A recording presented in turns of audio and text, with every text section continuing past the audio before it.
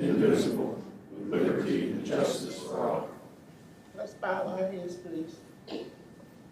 Dear Lord, we come before you this morning, just thanking you for another day. We thank you, Lord, for this food. And we thank you for giving us the guidance to guide and to represent the citizens of Harnett County.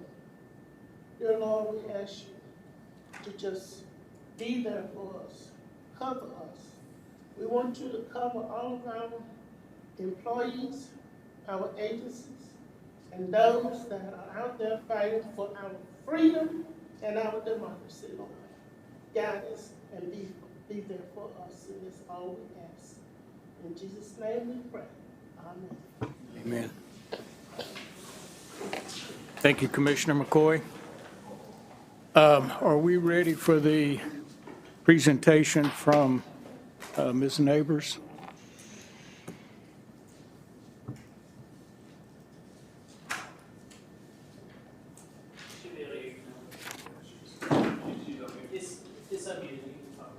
Okay. Okay. Welcome, Ms. Neighbors. We're glad to have you, and we would like to hear your presentation at this time. Thank you so much. Thank you for having us this morning. Let me turn my video on for you.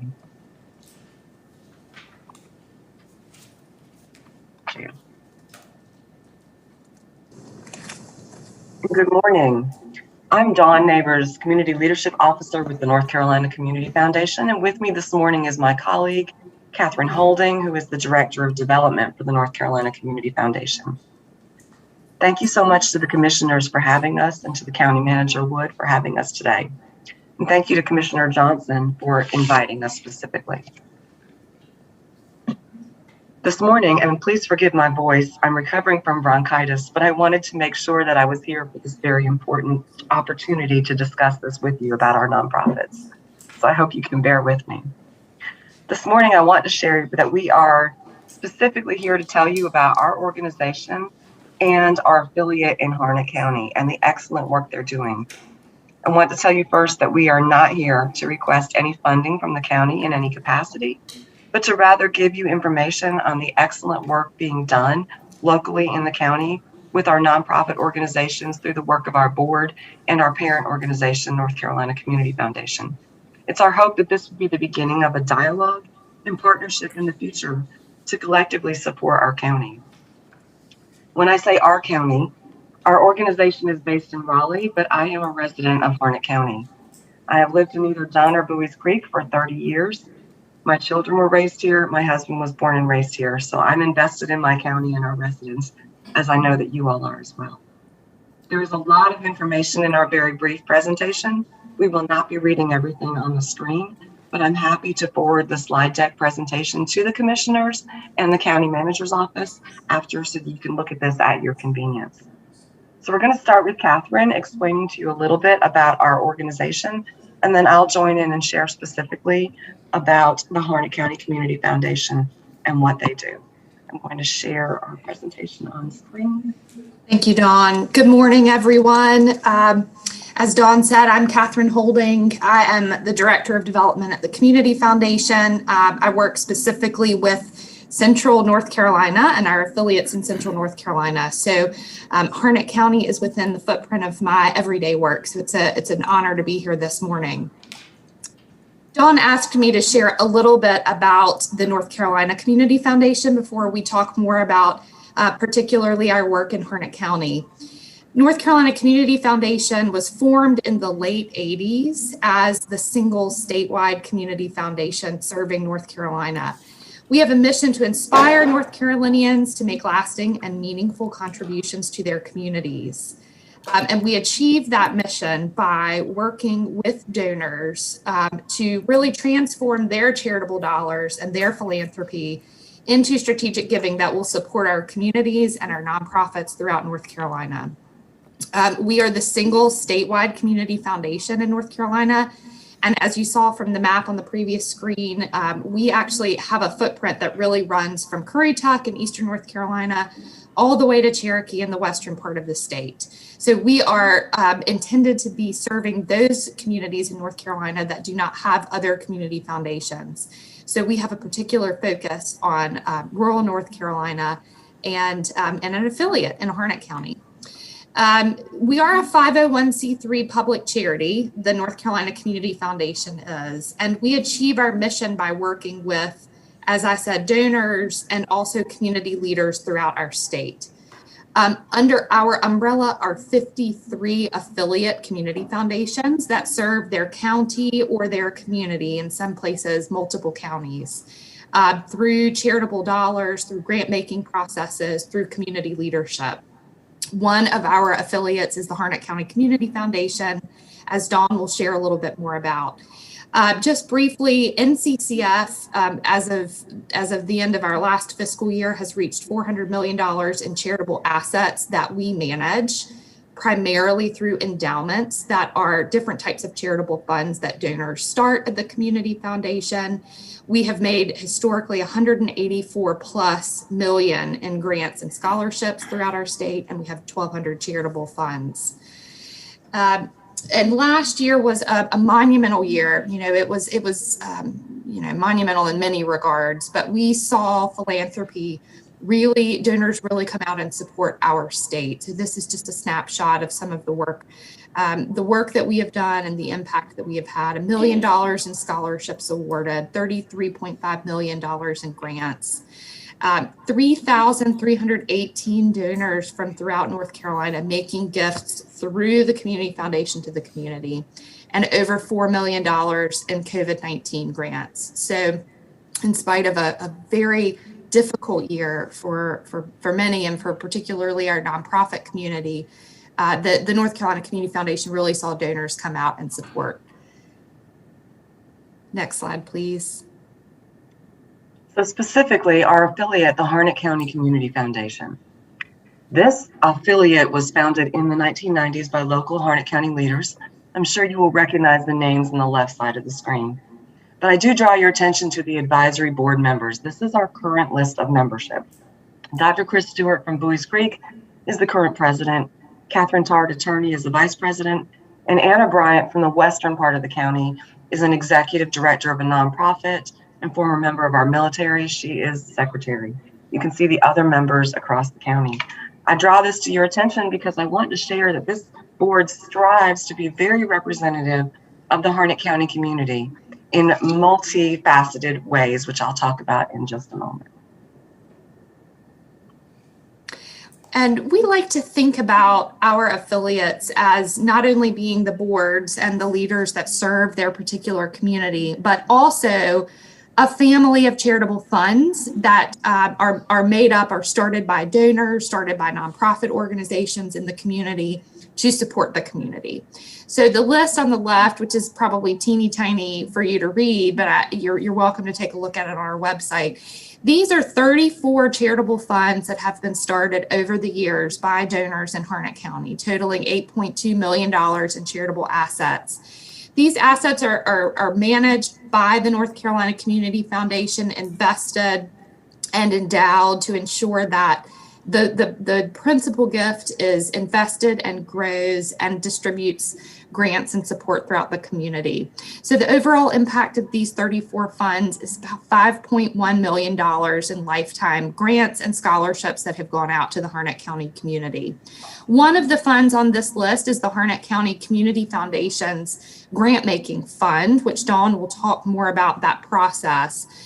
Over time, the Harnett County Community Foundation has advised over $117,000 in grants to the Harnett County community. And last year, we saw all of these funds have an overall impact of $285,000 in support through grants and scholarships to Harnett County. Thank you, Catherine.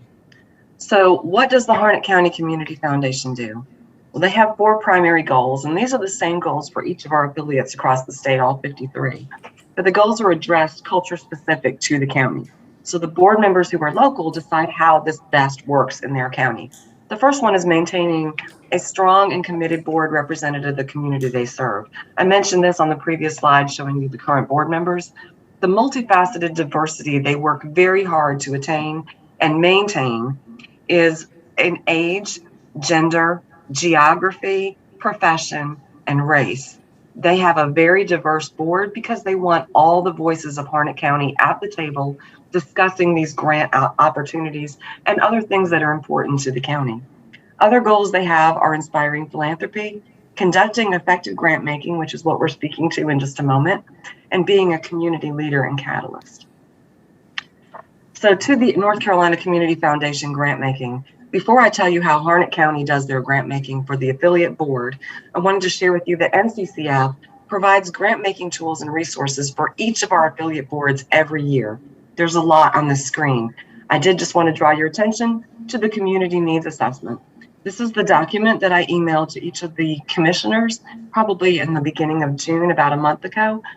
We do this annually for each of our affiliates. It's a compilation report with a lot of data and statistics that our board members are able to use in dovetailing with their local, professional, and personal knowledge of Harnett County when they're making their grant making decisions. We also have, and local expertise and community knowledge is the other point I was bringing there. But we also have follow-up grant reports. So when we have a previous grant recipient, they're required to do follow-up reports to tell us how they spent the money that was given to them through a grant opportunity.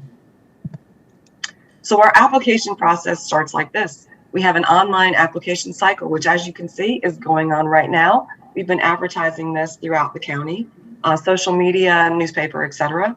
The application cycle is open for 1 month. Nonprofits apply. Then once that closes, North Carolina Community Foundation at the Raleigh office thoroughly vets these applications for eligibility. And then the eligible applicants are forwarded for evaluations to the committee. In case you're wondering what eligible organizations are, again, a lot of things on the screen, but I just want to say the organizations that are eligible for grants are 501c3 nonprofits, government entities, and churches and religious institutions, with the caveat that it must be a community-based program. So like a community food pantry from a church would be eligible. They have to be serving the county specifically. They must be serving Harnett County for these grants to be eligible for Harnett County awards. The decision process then is very robust and detailed. So the Harnett County Community Foundation Grant Committee, which is a subcommittee of the board, the members review all applications and they rank them. Then our program officer for the region will meet with them and she discusses conflict of interest policies. So if someone is affiliated with one of these organizations, they must recuse themselves from voting for them. They do their ranking, they talk about recommendations, and they review that community needs assessment again. Then the full board of Harnett County Community Foundation will meet to discuss the recommendations of the grant committee. They also review the conflict of interest policy, and then they vote on the recommendations. North Carolina Community Foundation staff records all this, and then that goes into our system. And then once again, NCCF vets this just to make sure things like the 501c3 status is still eligible, nothing has changed, the program is still going to be taking place, etc. We vet it one more time. And then checks are sent out to recipients. This whole process takes approximately 4 to 6 weeks with the addition of the month when they can apply. Sometimes we have, in non-COVID times, a grant reception. When we do that, that sometimes takes a little bit longer for the recipients to receive the checks. Right now, recipients are receiving checks about 2 weeks after this process closes. So, who has the board awarded grants to? In the past 10 years, the Harnett County Community Foundation has awarded to these organizations, some more than once. I'm sure you will see a lot of names on here that you recognize, and you can see the huge impact that this organization has in Harnett County. Also, the Harnett County Community Foundation has awarded disaster relief grants. This is a different grant fund. This is one that the North Carolina Community Foundation activates in times of disasters. And then the boards are allocated, depending on the need in the county, money to award for grants. So during Hurricane Matthew, when this was activated, the board voted to award the $3,700 they had in long-term disaster recovery grants in the county. So how can we partner together for a better Harnett County? This is the crux of what we're here for today. We'd like to be able to share resources. We have the annual community needs assessment that has been very valuable to our board, and we hope will be valuable to others in the county. 2 years ago, I believe we shared it with all the commissioners, the sheriff, school superintendents, a lot of other government officials, mayors, etc. We have a lot of local knowledge. If you saw those names and you recognize them on the board, we have a lot of local knowledge in the community, and we would love to be able to share those resources with the county as needed. Also, participatory grant making and grant making support. Should the county decide in the future to fund nonprofits, we would love to work together to share applications that we're able to share with you from our nonprofits. And maybe we could have a joint meeting where we could talk together with our board and make some decisions for the county that would be most impactful. And finally, recommend candidates for consideration as new board members. Commissioner Nickel, we have a challenge in the western part of the county. We struggle trying to make sure we have enough representation from that area, but we would love to hear from any of you, but particularly if there's any in the western part, we would love to hear recommendations for new board members. Board membership terms are 3 years, renewable for 2 terms after that. We would love to answer any questions you have, but we wanted to just end our presentation by saying that the Harnett County Community Foundation, the North Carolina Community Foundation, would love to partner together with Harnett County in any way that would be appropriate to nurture the strong roots and new growth in our county. Do you all have any questions for us? Is there anything that we can answer for you? Anyone have any questions for either of these ladies? Commissioner Johnson, I have a question for either one of you. Is the money put into your foundation put into endowments? And if so, what percentage of that money is distributed? Catherine, I'll let you take that question. Happy to answer that. Yeah, so the majority of dollars that donors are giving are going into endowments, whether they start their own endowment or they're giving to, for example, the Harnett County Unrestricted Endowment, which goes to the community grant making. We invest, we set an investment policy statement and abide by that, and also set a spending policy. Right now, our spending policy is that 5% of the endowments are distributed to the community, and that 5% is calculated looking back 12 quarters on the activity of the fund. But that's 5%. Yes. Max. So it could be less than 5% distributed. That's correct. If you have for example, a donor advised fund with us, you can take up to that 5%. So many donors choose not to take that much each year. It's in their discretion. But the affiliate does do 5% on theirs. Yes. The Harnett County Community Foundation does 5% every year. All right, thank you, ma'am. Excuse me, anyone else? Well, thank you, ladies, for this presentation. We appreciate you being here and going through this presentation for us. Thank you so much for having us this morning, Commissioner. Thank you.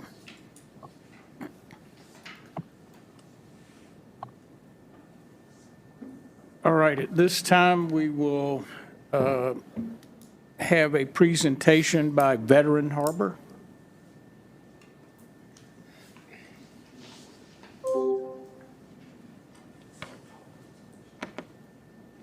Get this down a little. My other vertically challenged colleague will join me shortly. Members of the board, thank you for hearing us. I am Brian Stanfield, president of Veteran Harbor. Formerly retired Army guy from 3rd Special Forces Group and owner of a couple other construction companies. But this is Veteran Harbor, and that's what's more important. So this is what we want to talk about. Basically, dealing with veteran homelessness. We're going to come up with a plausible solution and talk about the partners and sponsors and focus mainly on Harnett County itself. So as you see the problem, and you do see it driving around, homelessness. On a macro scale, about 1,000 veterans experience homelessness in North Carolina. 40% of those guys are going through the Harnett County Veterans Treatment Court. Well, sorry, let me rephrase that. 40% of the guys going through the Harnett County Veteran Treatment Court are homeless.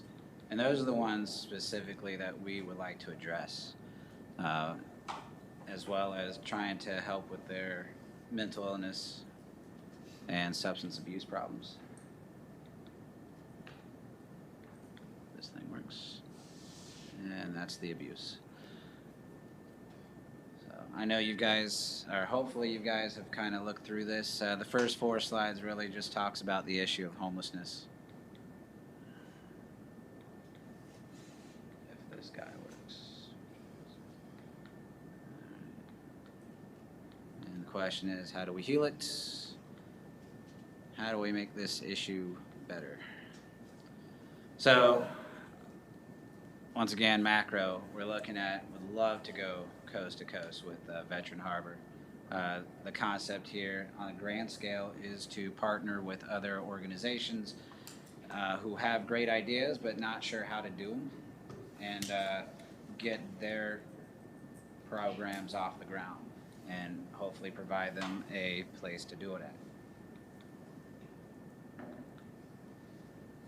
Locally, we're currently focusing on Harnett County as one of our spots, along with Combat VTC, to develop a housing community that will be kind of a hub to support troubled vets, guys who are just trying to get their act together, who made some mistakes getting out. And we want it to be sustainable so that it's not a permanent solution.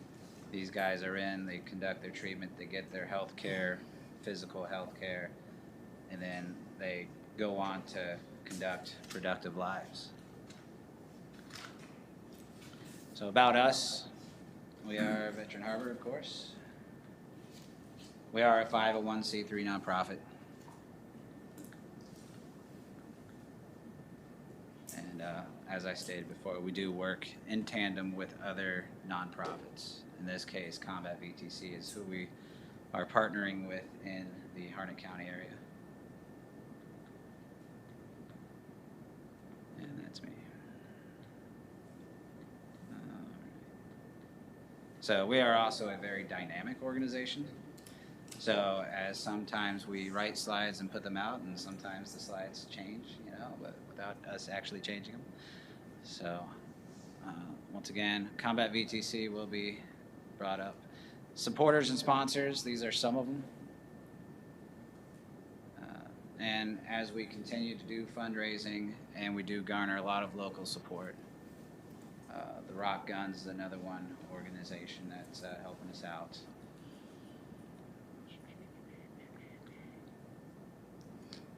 So here's what we're looking for. You guys got this old Benhaven School, and on this piece of property, in the blue box there, is a building that we would like to use on behalf of Combat VTC to develop and establish a hub of treatment and temporary housing. It's 40 foot by 120 foot. The potential capacity, and we could, through some dynamic manipulation of the structure itself, maybe incorporate it to fit a little bit more, but it does have great potential. So our funding goal, not asking for any money from you guys, but our funding goal, $450,000, is what we think would take that building and make it a beautifully awesome location for Combat VTC to operate out of and to maintain it. Oops.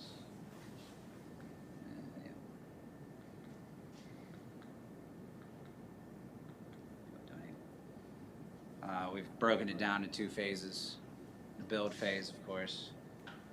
This is what we calculate in part of that cost of the $450,000. Project director, attorney, stuff like that. And then, of course, the operational phase, working with Combat VTC.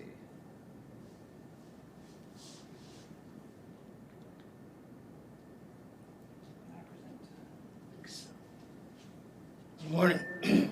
Thanks for allowing us to be here. I'm representing the Combat VTC, which is the, I don't know how this works, but that's all right. Which is the 501c3 providing support to the Veterans Treatment Court in order that we be able to fund some needs that the grants just don't cover with our justice-involved veterans. The main goal has been, will be, always will be, leave no veteran behind. You see it everywhere, you see our name. The objective is to help people to understand that oftentimes veterans are in trouble with the law and they don't know where to go, how to turn, how to get help. And the situation that they come from as veterans is a situation where 24 hours a day, 7 days a week, they're told what to eat, what to wear, where to go, all of those things. And so they don't really have to make those kinds of choices. They can be mission specific. Once they're no longer in the military, that changes. What do I do after my 8-hour day? Many times these people have been injured in combat or are suffering post-traumatic stress, military sexual trauma, traumatic brain injury, things of these nature, and we do what we can to try to assist them back to a normal life. That said, when we talk about the Veterans Harbor, the unique thing about these veterans is that oftentimes they don't have any way of knowing how to translate the skills that they learned in the military, which are deeply ingrained into their psyche, how to transition into civilian life. They don't always make really good choices about that. So many times, again, they are without a home, without help, and they're oftentimes their case being justice involved makes it difficult for them to find a job. So we're very highly focused on recovery and job seeking, trying to teach people trades so that they can go on and have a life after their probation periods are over. But the main thing is that these people spent a number of years in the service to this country. And in most cases, one incident has caused that all to crash. They'll stand in front of the judge, and they'll be looking down at the ground. These are previously proud soldiers, people who have earned the right to stand in front of anybody in this country looking right in the eye. But they've been so beaten down and misinformed about what they can do and where they can go that they have an awful lot of difficulty just standing there in front. They get a unique 2 to 3 minutes in front of the judge every time they come into the court.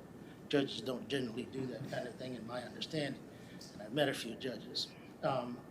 So we want to return them back to pride. We want to return them back to a sense of self, and that, besides leaving no veteran behind, is really the goal of the Veterans Treatment Court. Now, in some cases, in quite a few cases, we find that these people just don't know where to start. They don't have any place to go.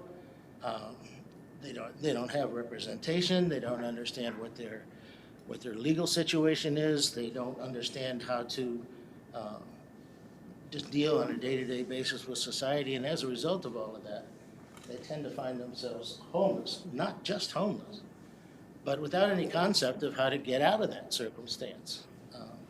Every one of them, believe me, wants to get out of that circumstance.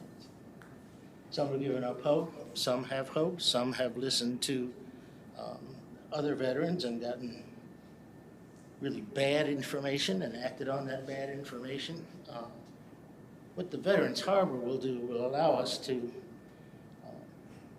bring some people back from a very, very low place in their lives. It will give them a clean, safe comfortable place in which to reside. They'll be able to accelerate all of their mental and physical health programs in one place. We can have AA meetings, NA meetings, we can have all kinds of group sessions, we can conduct weekend sessions with providers that are willing to come in over the weekend. Further to that, we are not interested in a long-term relationship with these veterans. The long-term relationship for these veterans dwells outside of the veteran treatment courts. It's the relationship that they have with the local citizens and ways to contribute back to society, just become whole members of society. So we can help acclimate themselves back to being civil. We can help provide transportation to schools, to their mental health care, all from one location, not having to scatter out all over the place. And, you know, Harnett County's pretty broad. Well, of course, you know more about it than I do, but transportation is a huge issue for us. Just common sense says that if you've got a lot of people in your court that have had difficulties with the law, very often they'll involve alcohol or drugs or something of that nature, and they don't have a driver's license. And occasionally, they're never going to get a driver's license. It's just a fact, and nothing that we can do can change that. But we don't want to leave them behind. We want to give them a place to go. The court, actually not the court, but the combat VTC as it stands right now, and there may be a name change. We're thinking of softening that up a little bit. But our goal is to support that mission, and we will assist in the maintenance of the building. We will provide oversight for the care and maintenance of the building. The majority of the work will be done by the veterans who reside there. And it's not intended as just providing a place for somebody to crash. There'll be rules and regulations. But the other thing is that we find that we can create an atmosphere of dependency in the court with the veterans that is unhealthy to their future. We want to jump in our eagerness to come in and just fix it. We're fixers. You know, so here's this, here's that. Aren't you happy now? Well, no, they're not really happy because they're not doing anything on their own. So there will be, based on their ability to pay, some charges for their stay at Veterans Harbor. It is not intended that these people stay at Veterans Harbor any longer than the length of their probation. What that means is that as they move through the program, they'll be carefully monitored. We will work to ensure that they are getting where they need to go, that they're working, that we're handling whatever legal issues are germane to the case that brought them into the court, and that gradually over time they will take over more and more of the expense of their stay with us. The current circumstance calls for 6 to 8 to 10 people in the building at one time. That's about all we need for right now. We do have plans. I'm sure you've all heard of tiny villages and things of that nature. And when we were originally talking about this, and after having been to the Governor's Council and seen some presentations on tiny villages, hey, let's have us a tiny village. Well, that's a huge undertaking.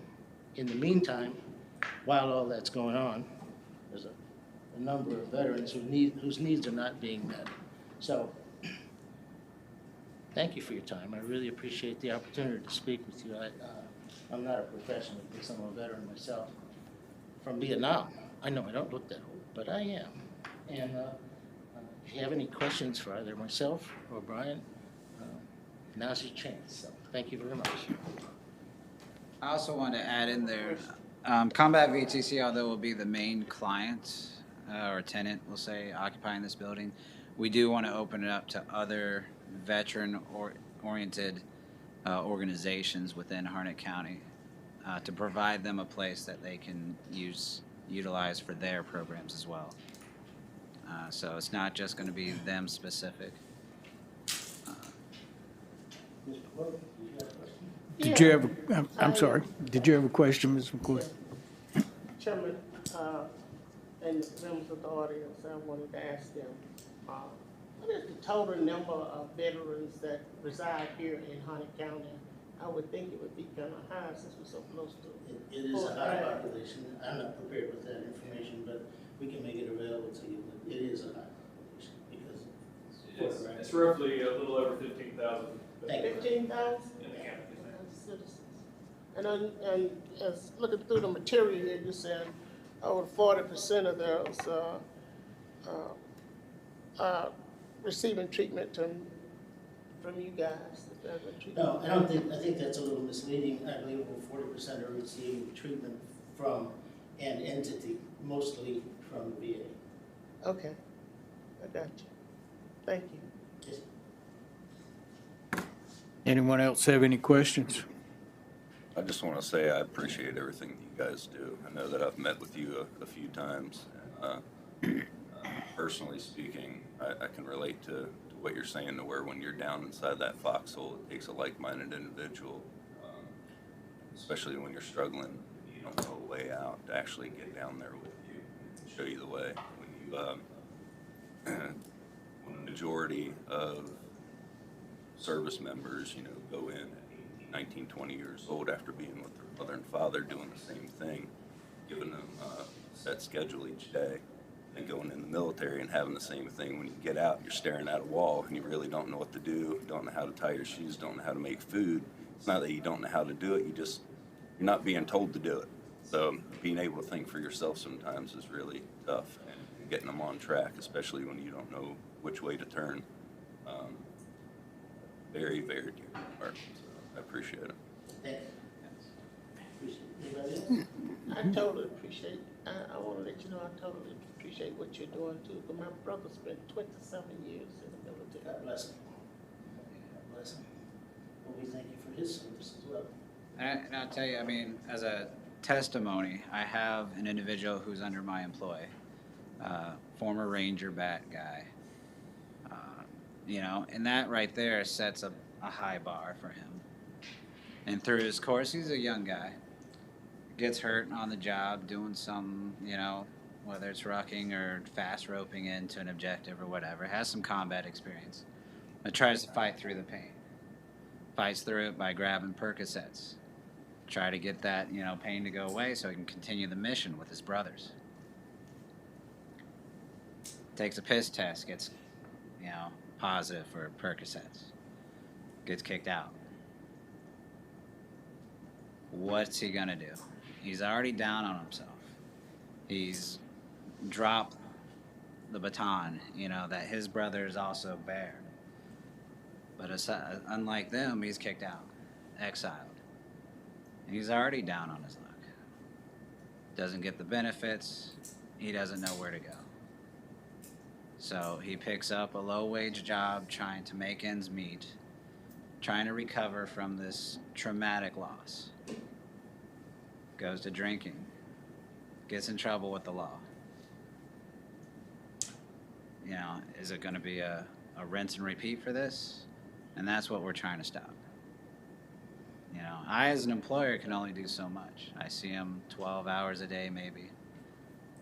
I offer him advice. I try to bring him over to the house, do some shooting, because, everybody likes to shoot, I think.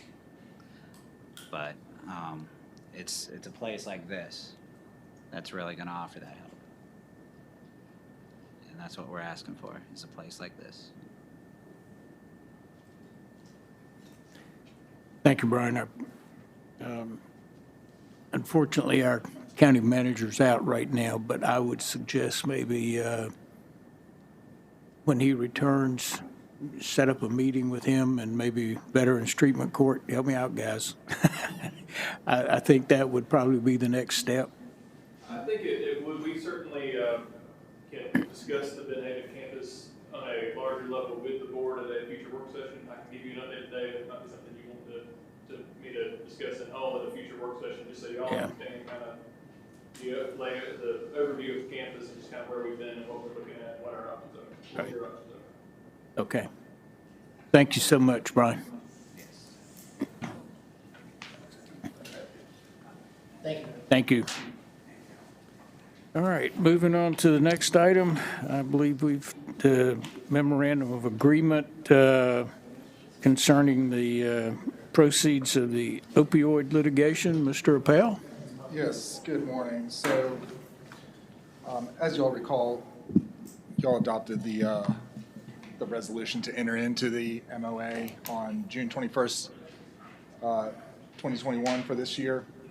That resolution agreed to enter into the MOA and it was signed.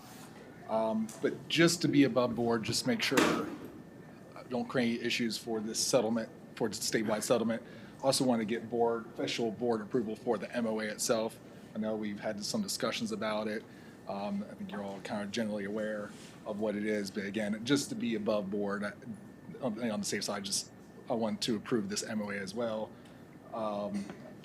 And again, based on the resolution of the MOA, Harnett County would receive a portion of the settlement funds that would come to North Carolina. All 100 counties are going to get these funds, assuming all 100 counties enter into this. 80% of those funds that go to North Carolina will go to the local level, and there's a formula based on population size and impact on each county of how much money you get. The county's portion, as of right now, will be 0.988% of that money from the settlement money. And again, there will be different options on how to use that money, but the key is that money will have to be used for the treatment of the opioid crisis. It will be targeted towards that.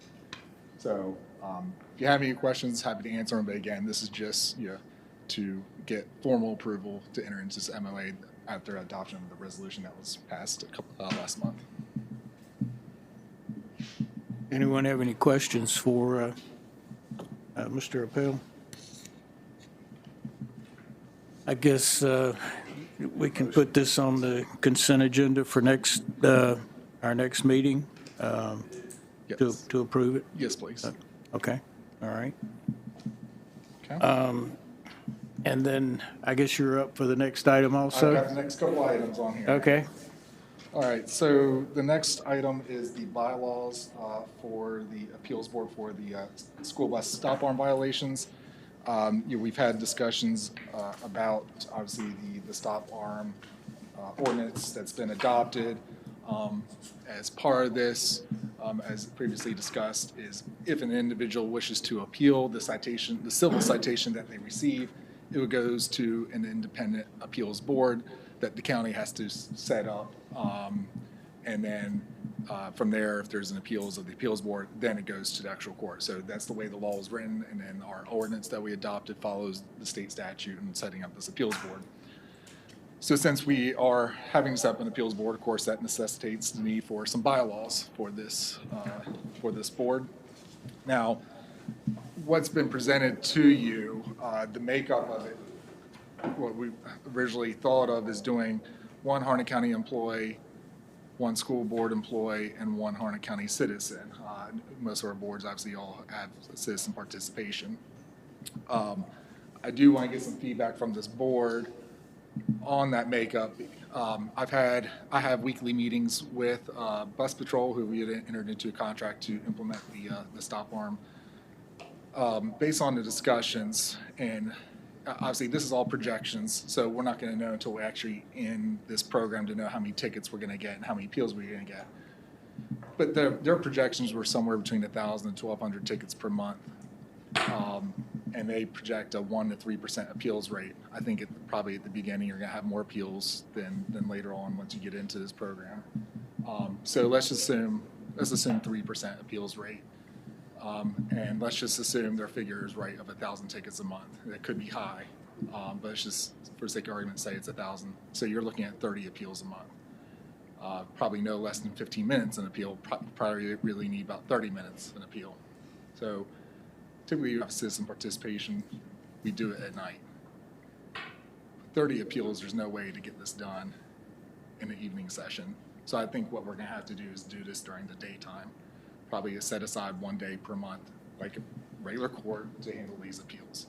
So the issue with that is, are we gonna be able to get a citizen participant on this board? You may be able to get someone who's retired to do this, but that will limit our pool on who can serve on this. So the other option is just to do 2 Harnett County employees and 1 school board member. It would be my recommendation to go that route, since some of these could be a full 8-hour day. This is a voluntary board. If you're dealing with employees, they get paid anyways. If you have a citizen on it, you're asking a citizen to give a full day voluntarily. Like I said, our other boards at max, you're looking at 4 hours. This could be a whole lot longer. So I understand it's always good to have citizen participation to make it, obviously to ensure to the public that it's fair and unbiased. However, I truly believe with the proper training and selection of individuals, we can put a board together that will do the work properly, legally, be unbiased. Obviously, it won't involve anyone from the sheriff's department because they have to review the ticket. So obviously, you won't put anyone from the sheriff's office on the board, which in the bylaws, they would not be a member of this board. So, so just looking for some feedback on that of what you would like the board to look like. Otherwise, the organization through the bylaws is much like our other bylaws for all our other boards and how it works, quorum, voting, and so on, getting decisions out. So that's all pretty standard language. It's just the main part is the makeup of this board.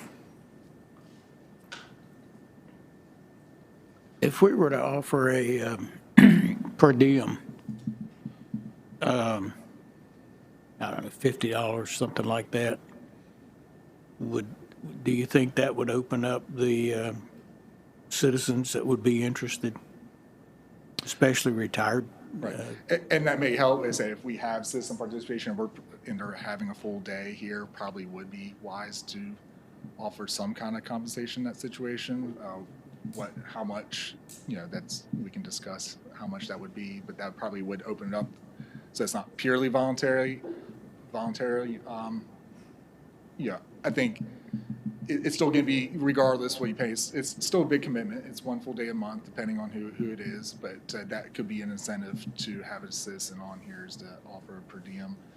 Now, as part of the agreement in the contract with bus patrol and the school system is we have to get reimbursed for all administrative costs. So, hopefully the school board would receive some money out of this program. We'll have to wait and see, once bus patrol gets their portion, but maybe help offset those costs. Now, otherwise, it would come out of pocket if we offer a per diem, depending on how much money the school board has to.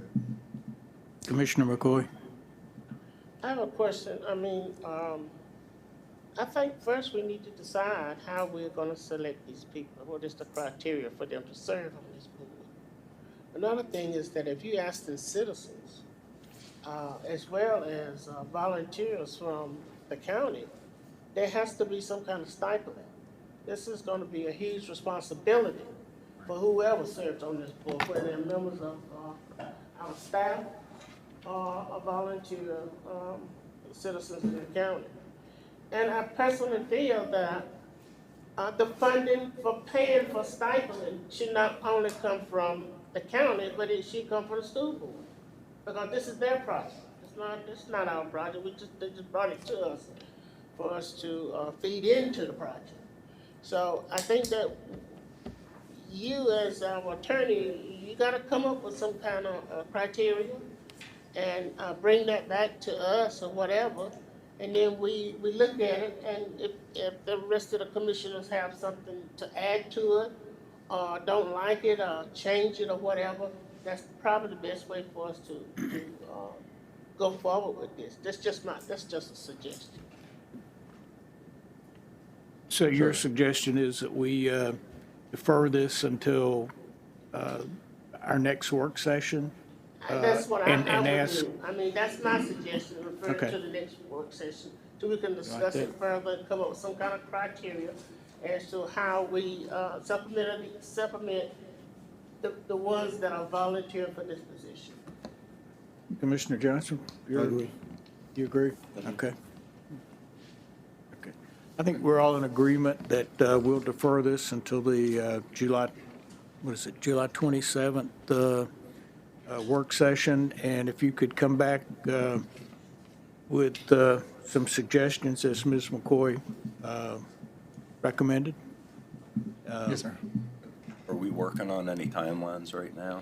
Like, is So there- the implementation of this does begin the school year. I forget the exact date when the school year begins. Yeah, I was going to ask, when does school start? I think it's around August 23rd, I believe. So Okay. you have a timeline of this program starting around August 23rd. Obviously, Yeah. when school buses start rolling, you have a 30-day built-in window from there from the first ticket, because appeals will be monthly. So you're probably looking at your first appeals being heard in September.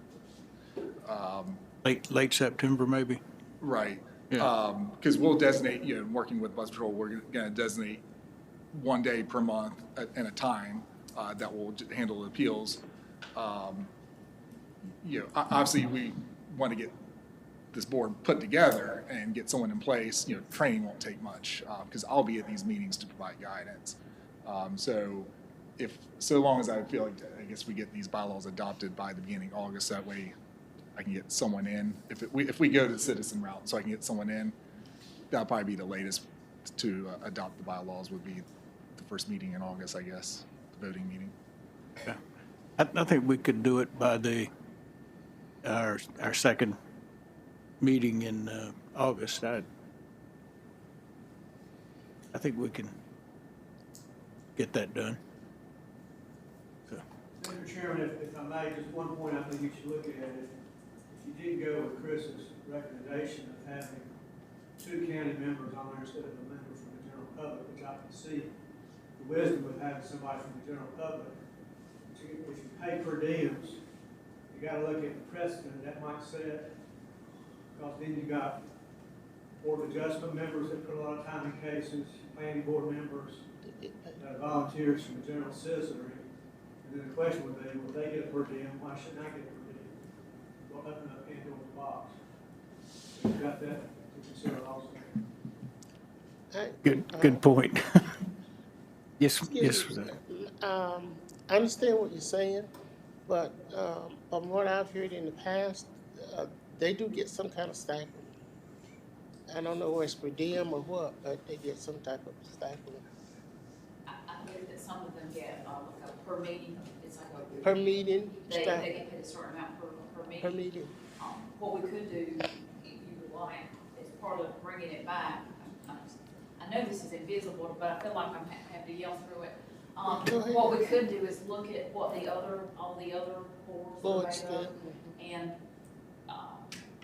create a comparison or bring back the data of what they're paid, and then maybe get an idea. I know Mark's in the room, but get an idea of those meetings, of how much time that these individuals probably put into these meetings, and then look at that compensation, because you're potentially looking at something that may last all day, Right. but we don't know that. And that is part of the challenge, obviously, setting up a completely new board where we're the first ones in the state to do this. I just don't know. So I'd rather err on the side of caution, just set aside a whole day. Because there's no base, I mean, we're just. So ideally, I'd love to get it done in 4 hours or less, like our other boards, but don't know that. I mean, I think that's a good suggestion, Ms. Honeycutt. So yeah, we'll just go over that as part of the next presentation. Any other comments or questions? All right, thanks so much. All right, Mr. Pell, I guess you're still up. Yes, this, real briefly, so this resolution, proposed resolution, under 153A-176 and 168-272, the board can authorize the county manager to enter into leases of less than 1 year without having to come to the board. This has come up because there's been a few situations in which entities want a short-term place to reside until either a longer-term lease can be put in place, or they go elsewhere, or they buy a building, if it's buying it from the county. This would help speed up the process in those situations. There have been past, present instances, and I'm sure in the future of short term, and we need to be able to move quickly, and with the schedule of the board makes it more difficult. So what this would do is just authorize the county manager to enter into these very short-term leases without coming to the board, if you all so choose to do so. So, I mean, if there's any questions about that, happy to answer any questions. Any questions, or what's the feeling of the board members? I agree, but I don't have any question. Ms. McCoy? Well, it looks like we're all in agreement, so we'll put this on the consent agenda for the next meeting. Okay, Okay? thank you. And I guess, Mr. Royster, you're up to talk about the farm lease. Good morning. Thank you, Mr. Appel. Yes, sir. So I wanted to bring a farm lease to y'all for property that we have that's across from the airport. What the county has done in the past is farmland that we have, obviously the county's not farming on it, so to keep the land from going to pot, we will lease the land out to farmers. This particular land is comprised of two different plots that the county owns. They are all contained within the red square that abuts up to 421 right across the street from Harnett Regional Jetport. This land has been farmed by the Matthews for years now. I guess it was in late spring of this year, our office went ahead and looked at the county lands and any leases that we had and realized that the Matthews were due to have their lease renewed. So the agreement we have here is the lease that we typically use for farmland. The term of this lease is from January 1, 2021 through December 31, 2024 with a 3-year option to renew. And at the time of renewal, the price is obviously negotiable. Moving on, because this is across from the runway, there are USDA and FAA guidance that's been put out on what sort of farming can be done and restrictions that need to be put in place for the protection of not only the planes that are taking off, but also the folks that are living in and around the airport. So if you look at paragraph 3 of the agreement, that's just an enumeration of all the guidance that's been provided by USDA and FAA for the type of farming that should be conducted and allowed in and around airport facilities. The rest of the language is pretty standard. What I did want to draw your attention to in paragraph 8 is our right of termination. Obviously, we have the right to terminate for cause, but within there, we have the right to terminate for convenience. Now, the notice requirement to terminate for convenience is 6 months, mostly due to the nature of the use of the land. It's for farming. So if I've already put out a crop for the year, we got to give them a chance to get that in, bring that to harvest. So that's the reason for the 6-month notice requirement there, so that we allow any lessees the time to go ahead and continue on with the farming operation. So that way, they're not only out the land, that last thing we'd want is to impact their livelihood and their business in the process. So that's the reason for that 6-month requirement there. And that was the only standard term that I really wanted to draw your attention to, just that way you would know that there is a termination for convenience clause within this agreement. And I'm happy to answer any questions at this time. With all the potential changes going on and discussions about things happening at the airport, wouldn't we be better served with a year-to-year lease? I'm just asking. I don't know. We did talk about that. I think that kind of handcuffs the lease a little bit. You have any opinion on that? I think my understanding is that we were trying to keep the status quo going as long as possible, just to be good stewards of the land. And this would allow the Matthews to stay on the property and continue to do that, whereas a year-to-year is a little, it doesn't quite allow them to plan as far out as they need to. My understanding, and please correct me if I'm wrong, is that based on the plans for the airport, that this would fall within the timeline to still allow this lease to move forward, continue to watch out for the land, but then still turn it back over to the county That's when what you did with master plan, so you know that in Right. place, you know. Yeah. If I'm not mistaken, I think this is in the RPC as well. I think it is. So, Mhm. you know, it kind of limits what you can and cannot do in that particular area. It's definitely in the RPC. Yeah, the point's well taken, but I think we can keep the Matthews informed as far as what our master plan is going to be in probably the next 12 to 16 months. And we do have the option to terminate the lease if we needed to. Yeah, we made that clear in section 8. Right, okay. That right there would be my main concern also, is just a possibility for, you know, I know it's been discussed, apron expansion or runway expansion, possibly going over that roadway or under.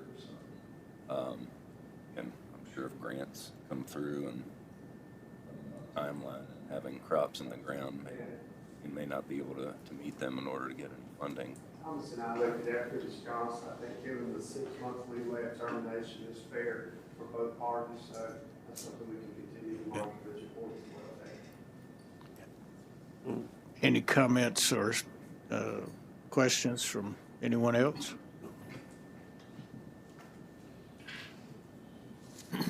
Okay, well, that being the case, then we'll just put this on the consent agenda for the meeting next week. Okay, thank you, Chairman. Okay, thanks, sir. All right. You going I'll introduce Mr. Tyson if you don't mind. you're going to introduce Mr. Tyson, okay. Included in your packet, you have a memorandum from Mr. Wood related to this issue and some other documentation. I'll go over that briefly and then let Mr. Tyson speak. So in late 2018, the county requested David Baker from the North Carolina Association of County Commissioners study the efficiency and effectiveness of the Harnett County Tax Office. He's the former head of the state of North Carolina's Property Tax Division, has decades of experience. He came in, assembled a task force represented by members of the Department of Revenue and the UNC School of Government to conduct the study. A 20-page study was completed in March of 2019, and a copy of that is available for your review in Mr. Wood's office. Bill Tyson was hired as tax administrator on September 3rd of 2019 and began work on the numerous recommendations included in the task force report. Behind the memorandum, you've got 3 pages of items that were recommended in that report. Among them was creating job descriptions, reviewing job titles, and updating the organizational chart.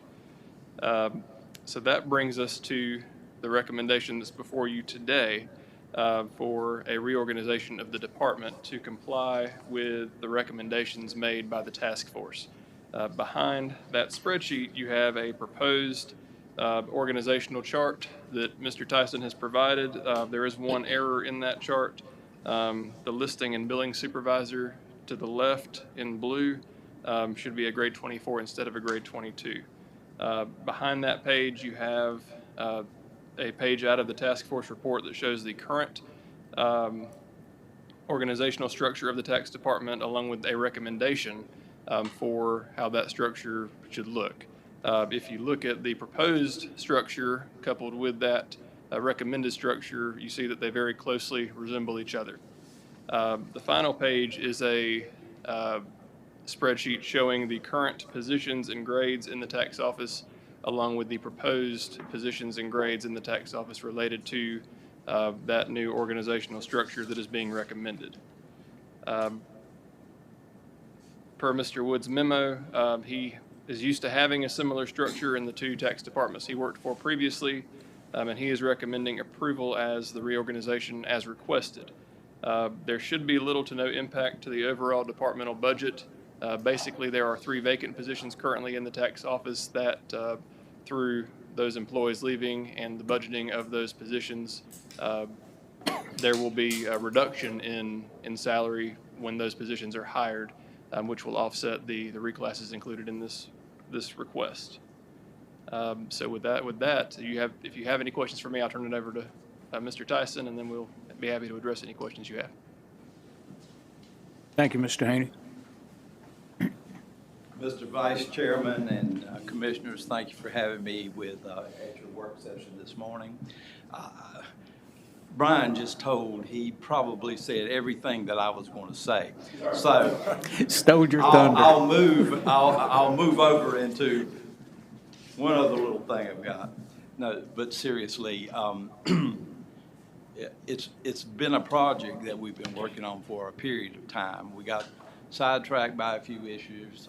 We had some personnel losses, some retirements we weren't expecting, some health issues we weren't expecting.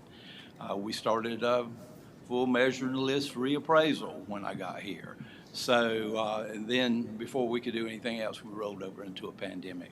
So these items are a long time coming.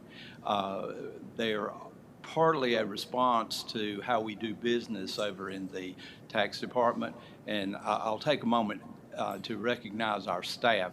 During this period, we have worked with less staff than we needed. I've asked a whole lot of folks in the tax department to take on extra duties, and they've done this willingly, and they've gotten us to where we are now. What I'd like to do, this is a proposal and a recommendation that'll set clean lines of authority within the department, both down the department and then across the three divisions that we have. We have an appraisal division, a listing building, and a collections division. It's a sustainable thing. It fits in with the budget you've already approved for this year and will, for the future. It provides us an opportunity for some succession planning. We got to understand that there are times that we're going to be looking at employees retiring. We've got to have somebody in the wings. We've got to have somebody ready to step in. Also, it's given us an opportunity to plan some certifications for our staff so they not only will have some experience, but will have the certifications they need to move up into these positions. This is a scalable sort of thing. Right now, we have 68,000 improved and unimproved properties. We have over 15,000 personal property abstracts. We have about 4,500 business abstracts. In 2026, I know, but we are almost at 2022 now, and we'll have a reappraisal at that time. In 2026, you're probably going to have in excess of 80,000 parcels, and then the same kinds of increases on your personal property and your business property. So we want to make sure that we have a way to provide these incremental changes. If we need to, then we'll ask for some human resources as we go through that period of time. It's kind of a plan for the future. We also look at what technology can play a large part in the way we do. We can leverage certain things, but there's certain things that only a human being in our line of work can do. So I'm happy to answer your questions, but what we're requesting today is that you authorize this reorganization as we have presented it to you today, and I'll be happy to answer any questions that you can. Anyone have any questions, comments?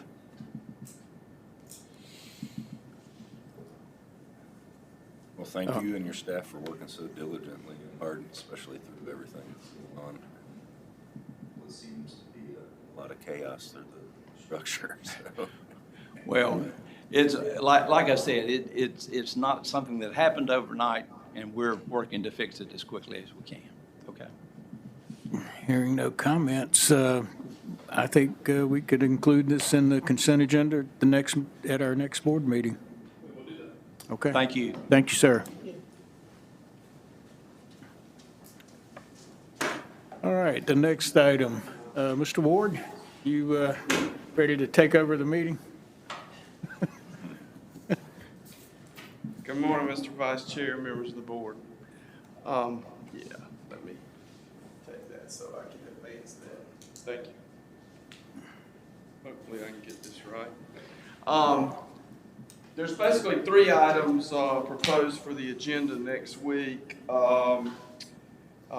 which is discussion of sewer allocation for the North Harnett wastewater treatment plant, the capacity upgrade project ordinance, and also an engineering consultant agreement, all related to the expansion of the plant, which is the big item. So I'm gonna jump right into it, and then if the board has any questions, feel free to ask.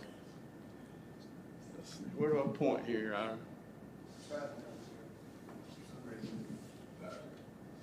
Is it off?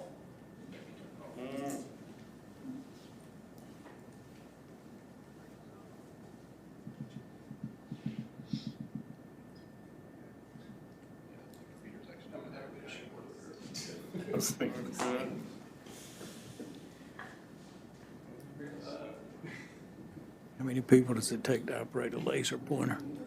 Computer is where? I'm sorry. That's just the laser pointer. Just there we There we go. go. All right.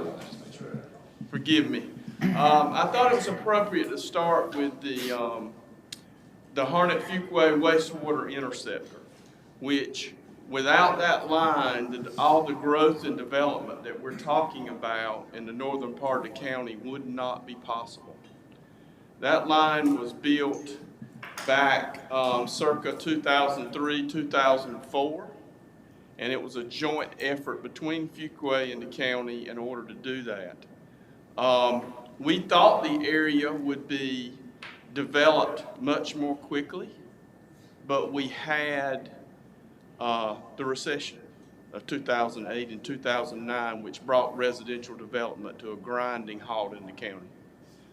The only thing that really brought it back was BRAC was tremendous in bringing it back, but that was all in the southwestern part of the county where most of that development happened circa 2011, 12, 13, et cetera.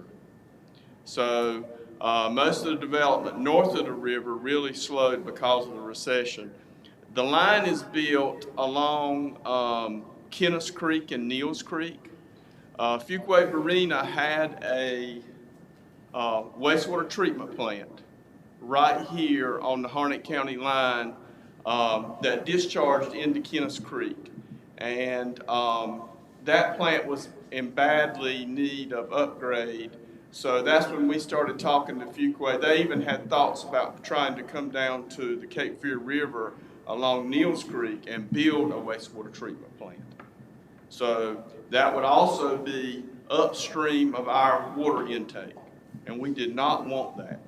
So that's what precipitated a lot of these talks initially, and that's how we came to this agreement. So I'll talk more about the interceptor and what it means to the whole scope of what we're talking about. So, in 1999, Harnett Regional Water acquired the existing Lillington wastewater treatment plant, which is on the site where it sits now, about 52 acres behind the Sheriff's Department on Edwards Brothers Drive. The swap there was that we guaranteed Lillington, we basically doubled their capacity. The plant was rated about 600,000 gallons a day, so we promised them an additional 1.2 million, or a total of 1.2 million, an additional 600,000 when we expanded that plant. And we also gave them some sewer revenue credits north of the river. Even today, the town of Lillington doesn't have any water infrastructure north of the river and very little sewer infrastructure. They have grown their sewer infrastructure some in the last 20 years. Like I mentioned earlier, in 2000, that joint agreement between us and the town of Fuquay to build that interceptor and also expand the existing plant to 5.6 MGD. So initially that was Lillington, with their involvement in the initial plant site, Harnett Regional Water and Fuquay. That was the regional partnership to expand that plant to 5.6. Fuquay agreed to buy 2.6 million gallons of capacity in the new plant. Just to give you an idea, the combination of the plant expansion and the interceptor line cost Harnett Regional Water and the town of Fuquay about $43 million.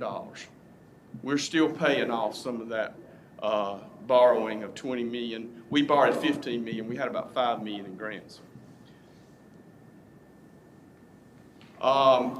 In 2006, the line was finished, the plant was basically finished, and Anger agreed to purchase a little over 1 million gallons of capacity in the plant and 1 million gallons of capacity in the transmission line, the interceptor line. The total cost for the town was approximately 1.65 million. They closed their existing plant, which was about 750,000 gallons in capacity, 500,000, and got another, $500,000 and some change from us when they agreed to come into the expansion. A few years later, we also agreed to jointly participate with Anger in the construction of a spur line, a 24-inch wastewater transmission spur along Columbia Springs Road. That allowed Anger to extend a wastewater transmission line out to Highway 55 near Sunny Skies and the Wake County line. Our cost in that spur line and Anger's cost was about $1 million a piece, roughly. I'm not sure what the town's cost was in extending that line out to Highway 55, but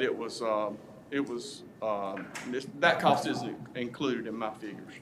That was complete around 2013, 2014, somewhere around there. The plant now, the North Harnett plant, is currently permitted for 7.5 MGD. We built that infrastructure into the plant as far as the size of our oxidation ditches and most of our facilities when we built the plant in the early 2000s.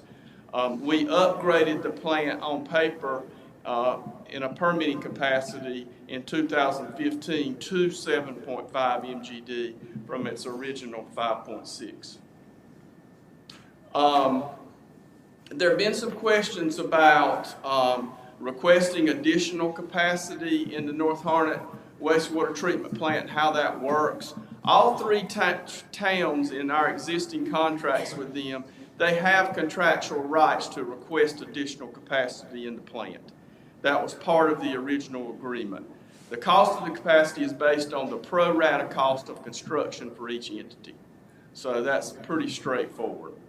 All three towns to date have made their request for how much capacity they wish to purchase in the planned upgrade.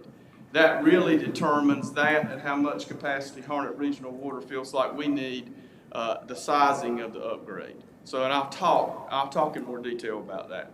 The following slide shows the sum of these requests and the estimated pro rata cost of the upgrade based on our current estimate of $6 per gallon. And that's important to keep in mind because that's just an estimate. And we feel comfortable with that estimate, but when we get the bids, all that could change, and we'll talk about that some. Okay, let's talk a little bit about where we are now and what our needs are. This is kind of a table here, if you'll follow along with me, that shows the four partners in the plant now, what our current capacity is. You can see that up here, showing the current capacity, 2.6 for Fuquay, a little over 2.6 for the county, 1.2 for Lillington, a little over 1 million for Anger, bringing a total of 7.5. Everyone see that? And then beside that is a column that shows the existing usage. Again, that's an average, goes up and down depending on what time of year it is, storms, how dry it is, etc. So current usage is about 5.6. So that's about 75% roughly of what the plant can do on an average day. So I want to talk about that a little bit. The way DEQ regulates our utility or wastewater treatment plants is when you get to 80%, you're supposed to have plans to expand. When you get to 90% of your actual flow or usage, you're supposed to have construction underway. So we're on the threshold of that 80 right now. So that's why we're moving forward, as we rightly should. Beside that current usage, you'll see a column called NYT. That stands for not yet tributary. So that's what we call paper flow, where those are planned developments where they're not active yet. In other words, somebody's put out so many lots or subdivisions and they'll use this much capacity in the future, but they're not active. The houses haven't been built yet, but we permitted the capacity for the future. So you can see that's considerable when you add up all 4 entities, about 1.72 million gallons per day. So if you add the current usage and the not yet tributary or paper flow, you can see the total out to the right of where each entity stands. Our flow is currently already over when you count that not yet tributary flow. Fuquay's getting there. Lillington's kind of misleading. They don't have a lot of NYT flow, but boy is it coming. It's right around the corner and it's big. So we'll talk about that as well. Angier's already well on their way. Over a 500,000 gallons of not yet tributary flow, and more coming as well. So you can see the need to expand the plant. Okay, here's the estimated cost breakdown. So I mentioned earlier that each town has made a request of how much capacity they wish to purchase in the expansion. So that's in the column labeled capacity allocation. So Fuquay, in the original contract with the town of Fuquay back in 1999, they were allowed to purchase up to 6 million gallons a day. They currently have 2.6, so they want the whole enchilada. They want 3.4 million gallons per day in the upgrade. There's the projected cost at $6 a gallon. That includes soft costs too. That includes engineering, that includes legal and admin expenses, etc. So again, those are projected numbers. You can see it's a little over $20 million for Fuquay. Harnett Regional Water we think we need 2.6 million. Would bring our total to about 5.22 in the plant. That's at a cost of almost $16 million. Lillington has requested 2 million gallons, which would bring their total to 3.2 million and roughly $12 million in additional cost. Angier has requested 1 million, which would bring their total a little over 2 and bring their cost roughly around $6 million. And you can see the totals there. So we're talking about a 9 MGD expansion, bringing the plant total to 16.5. And then there's the total projected cost of the project as it currently stands, a little over 54 million. So that's what you'll see in the project ordinance that you'll see Monday night. All right, I want to talk a little bit more about the expansion plans, simply because the town of Angier, the town of Lillington have requested the capability to add or to purchase additional capacity in the future if they need it.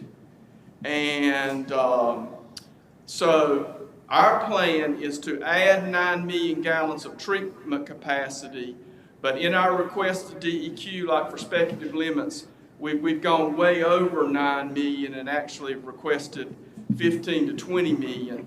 But the plan is to build the capability to add an additional 3 MGD in the future without major internal infrastructure improvements. For example, we would expand our headworks to accommodate 12 million more gallons rather than 9. So we wouldn't have to go back and do that later. That's just an example. Or on the back end, we would put UV treatment capability to handle an additional 12 rather than just an additional 9.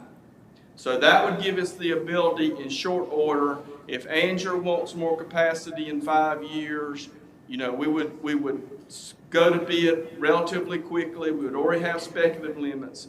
We just have to go through a short permitting process with DEQ, and we could add that additional capacity, that treatment capacity, in fairly short order. So we feel like this will satisfy the projected growth demands for treatment for the next 10 years while allowing expansion capability if needed in the short term.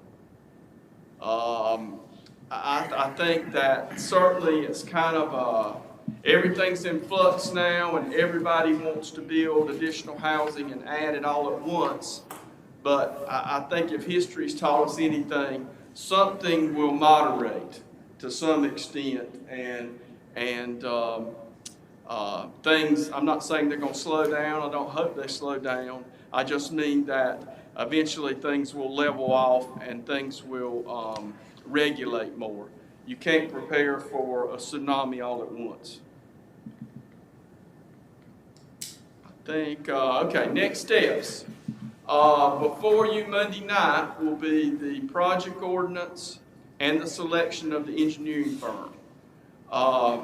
The preliminary engineering design and permitting phase of the plant upgrade is included in the engineering proposal.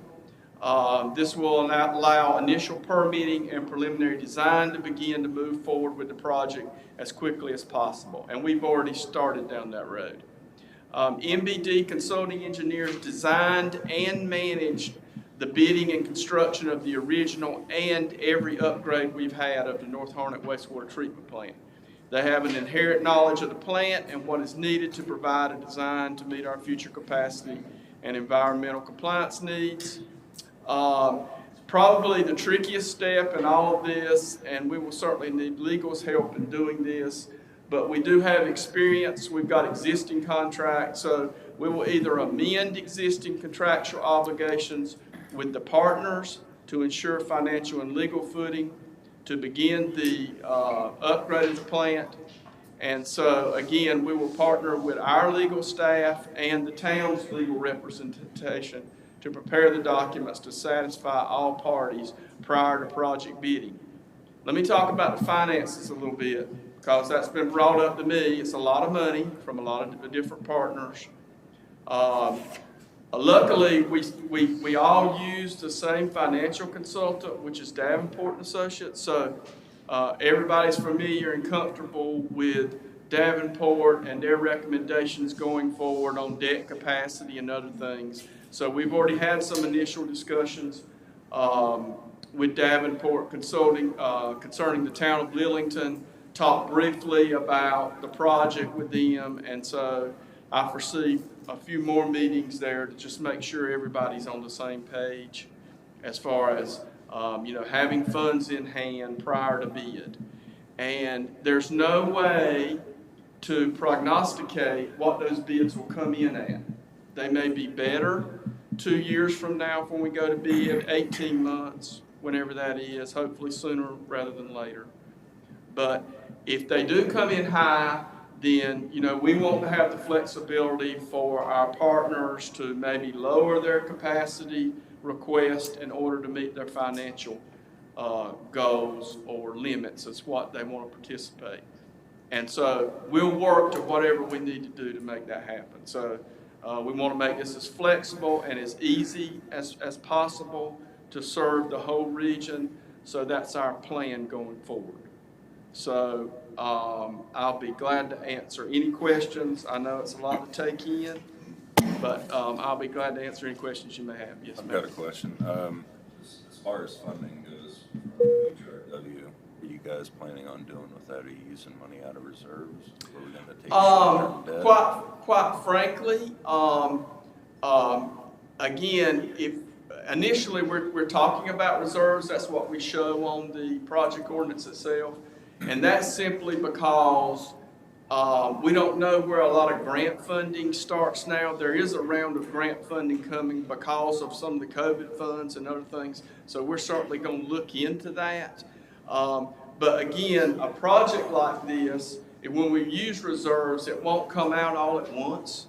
it'll be, 3 million one year, 4 million one year, that sort of thing. But that's our plan initially, is to use reserves. But we are going to look at additional grant and borrowing funds as well going forward.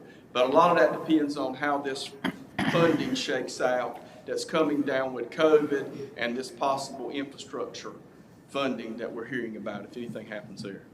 Yeah, right now, it's a cheap time to borrow money. Oh, absolutely. And that brings me on the next concern would be for when we expanded in 2003, 2004, kind of over projected. Sure. You realize we are about ready to go into another recession. It's probably going to be a lot worse than the 07, 08, 09 that we had. Same thing with contractors. I know that we've got a lot of approved lots to be built.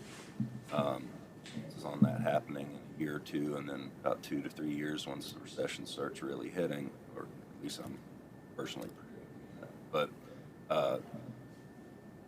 their construction loans and their costs, I mean, they're going to be hampered and slowed down, especially with higher interest rates for people buying these homes.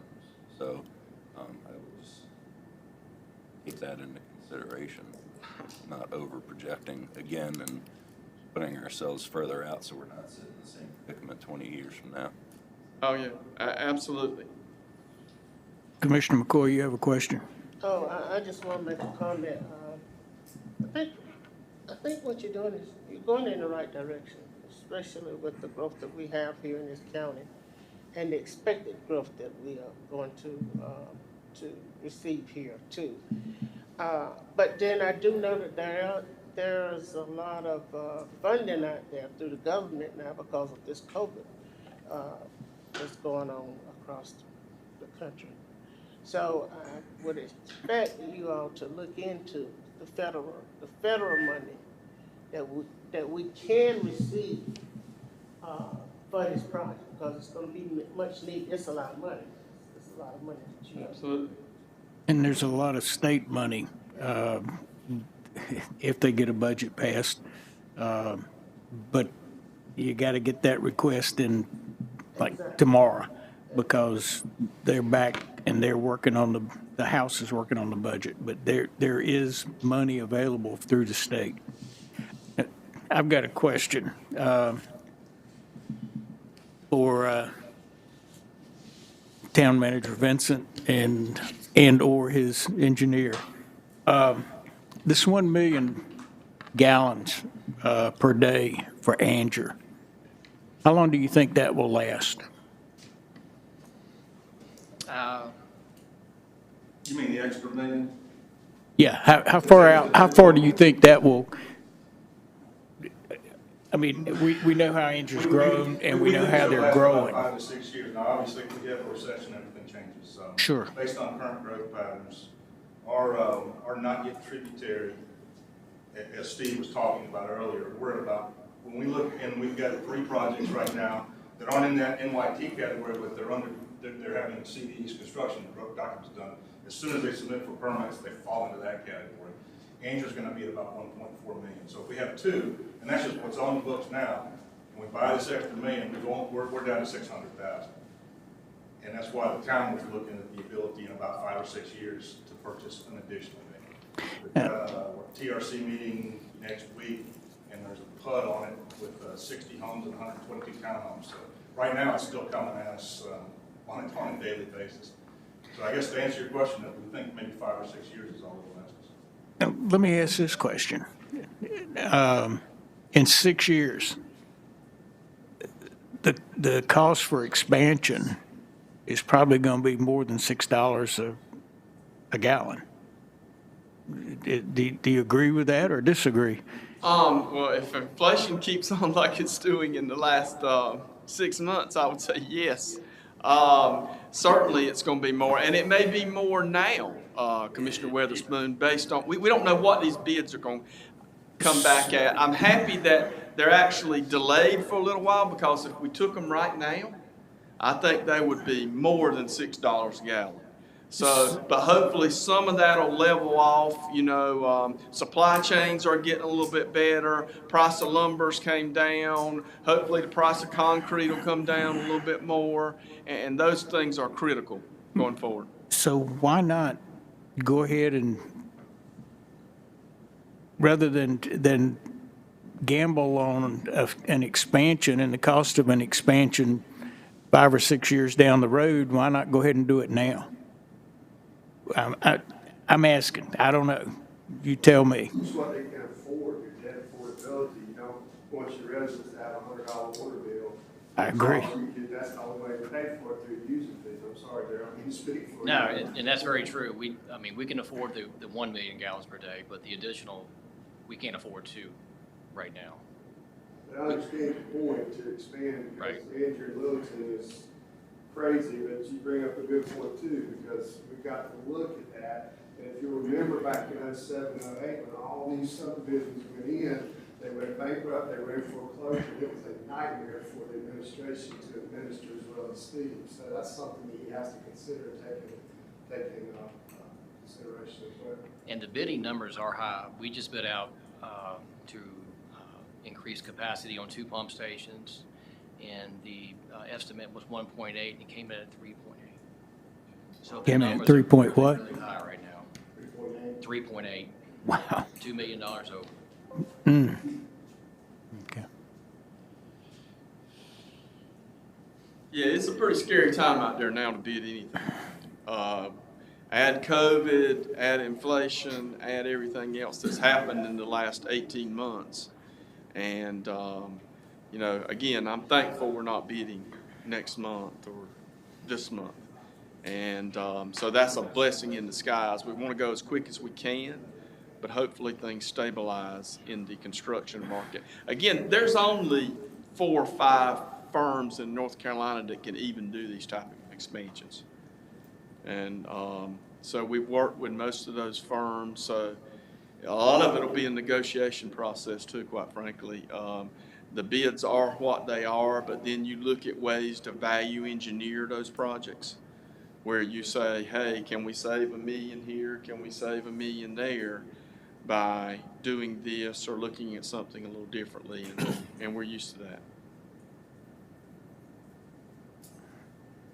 Any other questions? Anybody got anyone else have any questions or comments? Words of wisdom. Do what? Words of wisdom.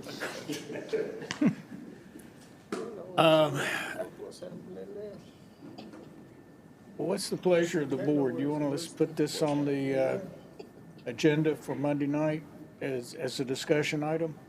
Yes. That'll give, hopefully, Mr. Wood will be back by then. No guarantee, but hopefully. We certainly hope it's considered Monday night, because we really need to get starting on the I agree with you. design portion of it. Well, we can't vote on anything today anyway. Understand. So we'll put it on the agenda for Monday night if this is agreeable with everybody. And, Make a motion that we put it on the agenda for Monday night. okay, have a motion. Do I hear a second? Got a motion, a second? Do I get a we're not voting. We're going to get a consensus. Consensus for Monday night. Okay. We'll move this to our agenda Monday night. So, all right. Thank you, Mr. Ward. All right, the next item is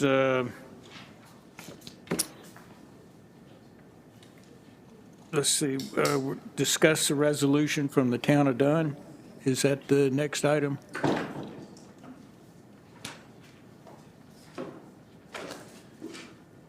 All right.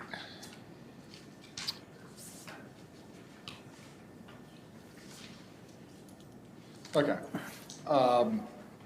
So this is very similar to the recent request we got from Lillington that we just adopted a resolution to assign planning and development regulation for that Winston tract that's in Lillington. So we received a similar request from the city of Dunn for a tract of land that's, tracts of land that are co-owned by some family members.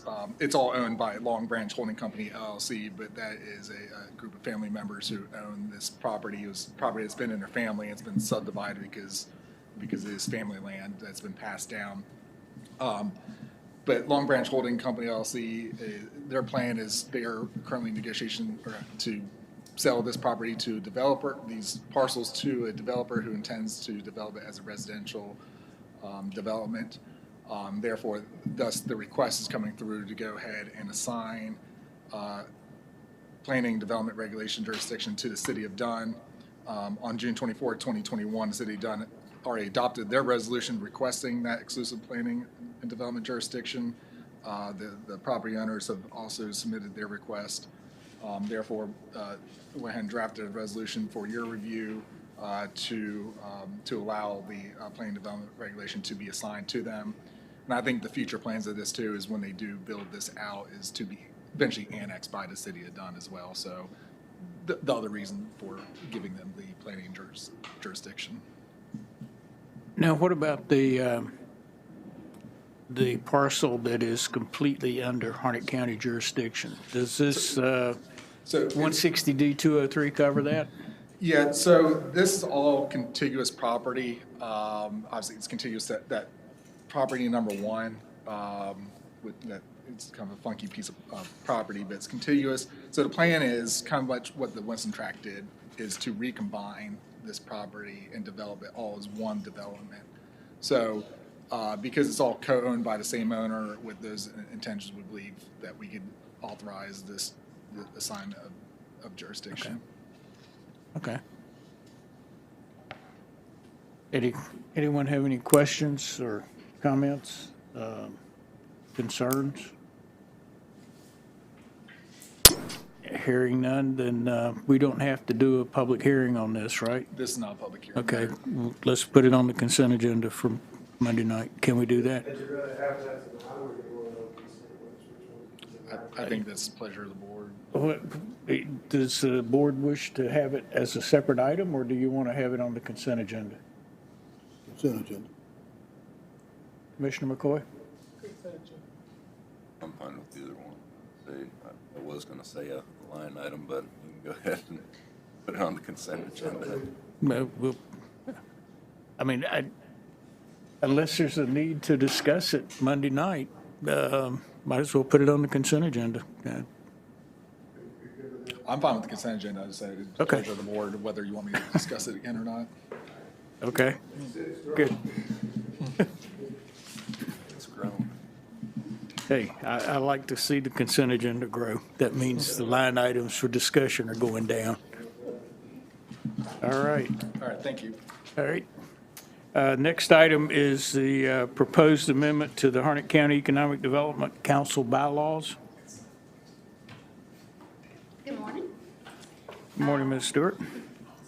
At the regular meeting held on June 24th of the Economic Development Council, the council voted to amend their bylaws to include one representative from Harnett County Schools as appointed by the council. This is an ex officio director and shall be a non-voting member. The council, by their bylaws, can amend them with a 3/4 vote, which they had, but it does not become effective until the Board of Commissioners has approved it. So on behalf of the council, I'm bringing this amendment to you for your approval. Wasn't the original intent to state that it would be the superintendent of Harnett County Public Schools or his designee? Well, This leaves it open-ended. It could be anybody. Well, at their April meeting, this was the language that the council asked staff to notice. They discussed it in April, and it has to have a 10-day notice, so we noticed it for the June meeting. But this is the language that they requested be noticed. I would like to. Part of their discussion was that it's a strong group of representatives in that room, and they felt like they could work with the superintendent. If he was not able to attend, he could make a designee. Was their conversation, as I recall, and Ms. McCoy was there for April and June, And I think you were there for I was April there for meeting, but April, not the yeah. June meeting. Yes, sir. I'd like to see it be more specific to state that the separate superintendent of Harnett County Public Schools or his designee. We totally agree. I would agree with that. Yeah, that's how it was originally presented. Commissioner McCoy? I don't necessarily agree. Okay. I mean, We've so got- according to the bylaws then, I presume we would have to notice them again for their Yep. August meeting with that language. Okay, And then they could discuss it at their August meeting. okay, Go back before the economic development. yeah, And yeah, then come back to you again. yeah. If that's the way I want to do it. I think I've heard, Just to be clear though, is this what it's saying is, any, like one representative from Harnett County Schools? So I mean, that leaves it open to it could be anybody. like anybody. Yeah, Sure, and as is, but their line of thinking was, as is Central Carolina Community College, and of course, Dr. Chapman is at the table. And they work with the leaders at Campbell. Nathan Rice has been attending, and at the most recent meeting, Britt Davis attended. Mhm. So that, you know, again, their thought process was between the strong group that's in the room, they can work with the superintendent, and if he feels like he can't fulfill it, then they would do the same process. But the we'll- point We'll is- take it back if that's what you would like. the point is, it doesn't say the superintendent or his designee. It says a representative from Harnett County Schools. That could be the principal at Triton. Mr. Chairman, Yes, ma'am. I don't think that it excludes the superintendent of the school. The decision should be made by them as to who they send, and the discussion was, like you said, in the very beginning, that it would be the superintendent of school. Yes. And I think that is what's gonna happen. But I think what the committee there was looking at, if he can't be there, then they need someone else to substitute for him. Right. The intent of this agreement does not take away the fact that appointee will be the superintendent of the school. But I understand what you're saying. If you wanna go it that way, that's fine, but I think that's what the committee was saying. Sure, she articulated I would it better prefer than to I see it be did, more yes. specific. And their line of thinking was to be consistent with items, items B and C, where they do have, leadership representation. So that was the thinking, was for the language to be consistent. Thank you, Ms. Cole. You still in agreement with the change, or with specifying the superintendent or designee? Yes, I think it will need to be more specific as to who the representative would be. Okay. Okay. Ms. McCoy? Well, if that's the way you all want it, but I'm just saying that's the Okay. intent. If you would, Ms. Stewart, go back to your board and come back to us with it spelled out, superintendent or designee. I will relay that to them, yes, sir. Thank you. All right.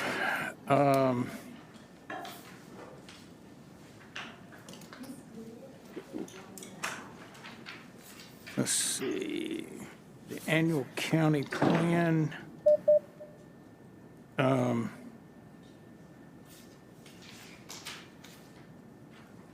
Okay, this is the public safety program agreements. Who's going to talk about that? Miss Kimberly did. She should be on the phone. Kimberly? Ms. Kimberly, are you on? Yes. Okay. Hi, good morning. Yes, I'm here. Good morning. Would you like to present this item to the board? My pleasure. Thank you. I am representing the Harnett County Juvenile Crime Prevention Council, and we have submitted the county plan program agreements for the fiscal year 2021-2022 for the North Carolina Department of Public Safety. And we have 5 programs that we are proposing to fund for this upcoming year.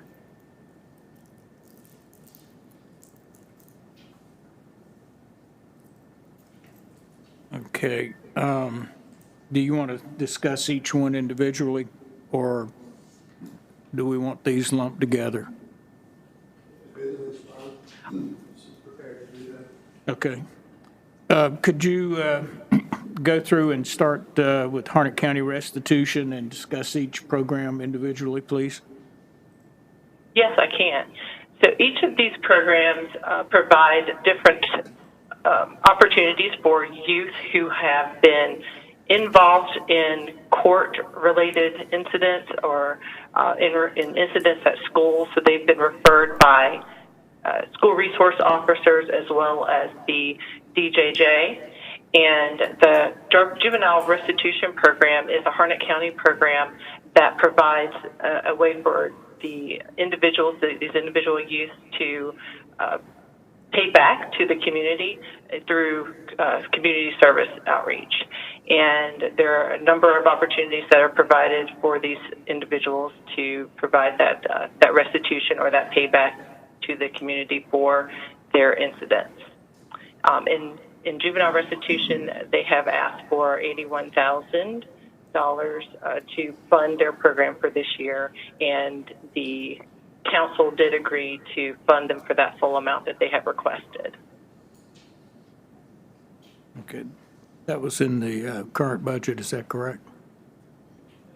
I'm sorry, I didn't catch that. Was this funding in our current budget?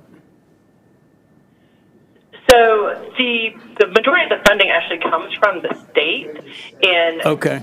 and they all have their own yearly funding that they have already submitted. So if they are in a Harnett County program like the Juvenile Restitution Program in 4-H Teen Court, they might have matched funds from the county, and then the other programs, because they are not Harnett County programs, they might have outside funding, and they have met the requirements for the NCDPS to provide that funding. We have a 10% match. They have to match in order to get the funding, and they all have met that match.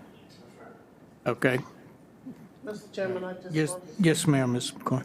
I just want to say that I serve on this board, and I understand the funding, what she explained is exactly the way it's set up.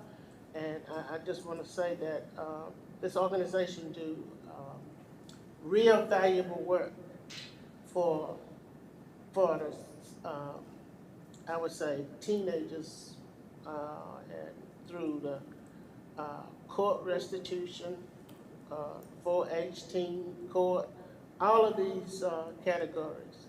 I have seen them do tremendous work for these young people in this county. So for that, I would make the motion that we accept this report and move on. Okay, we have a motion to accept this report, and I agree with you, Commissioner McCoy. Anything that we can do to help the teenagers and young people of this county, I think that's part of our responsibility. But we have a motion to accept this report. I'll second that. And we have a second. Is everybody in agreement to accept this report? That being the case, we'll move it to the consent agenda in our upcoming meeting. Thank you. Thank you. All right. Mr. Haney, I believe you want to talk about donation of furniture? Yes, I've got the next few items. I'll keep this first one brief. So the move to the new resource center and library and the backfill of the other county facilities has led to a surplus of furniture across the organization. We previously offered the furniture in the former library to the municipal library branches, and I believe the board has already approved a resolution to donate that furniture to the branches. Following that donation, however, we've had additional furniture become available in the former Development Services Building, the two former IT buildings, and in the warehouse space at 420 McKinney Parkway, the former administrative building. We've made all additional furniture available internally to any county departments that had a need or that had furniture that had outlived its useful life and needed to replace that furniture. So that has been done. Additionally, we were contacted directly by Harnett County Habitat for Humanity to request the fixtures and remaining items from the former library. The fixtures would be used in their store, I think, to display items, and the remaining items would be sold to generate revenue. Per statute, if you were to approve this, I think any revenue generated from that sale would have to go towards a public purpose as designated by statute. We've also reached out, I'd spoken with Mr. Wood and he suggested I do this. We've reached out to the municipalities to make the remaining furniture available in the event they had any needs or wanted to make requests. And we have given them a deadline of this afternoon to make those requests, which is why you don't actually have resolutions in front of you today. So we will be bringing resolutions, or a resolution to donate the former IT building, which the board approved at your last meeting, to you next Monday, and are also working to finalize the property exchange with the Board of Education and Town of Lillington, which will result in the donation of the former library to the Harnett County School System. And as a result, we need to remove the existing furniture from those facilities to make way for that transition. And also reduce the inventory of furniture we have so that we have enough space to store what's left. So if you have no objection, we will bring these resolutions before you at your meeting on Monday to donate furniture to each of the 5 municipalities and Habitat for Humanity. So with that, are there any questions or concerns about what I presented? Does anyone have any questions for Mr. Haney? Okay. Okay, would it be amenable to add that to the consent agenda, or would you like? I'd be very happy to add that to the consent agenda, just unless someone objects. Okay, we'll put that on the consent agenda. All right, thank you very much. All right, thank you. Okay, I've got the next item if y'all are ready. This is a discussion of county facility rentals. So basically what I want to talk to you about are 3 spaces: the Harnett County Commons area located between Social Services and the Health Department, the Shawtown Community Development Center at the former Shawtown School campus, and the training room in the building we're in right now. So to give you some background, prior to the pandemic, the county made the Commons area available for rental to outside groups. And we had recently opened the Shawtown Community Development Center before the pandemic, which includes 2 classrooms that are available for county and public reservation. The board had adopted a policy governing the use of the Commons area in 2011, which is in your packet attached, and we were preparing to do the same for the Shawtown space at that time. However, when the pandemic began and county offices closed to the public, we temporarily suspended reserving these facilities for the public. When the board voted last month to remove the COVID restrictions and reopen county facilities to the public, staff resumed making these spaces available to the public for reservation. At this time, or the time that happened, the responsibility for managing these facilities was transitioned from public buildings to Parks and Recreation and their new administrative assistant.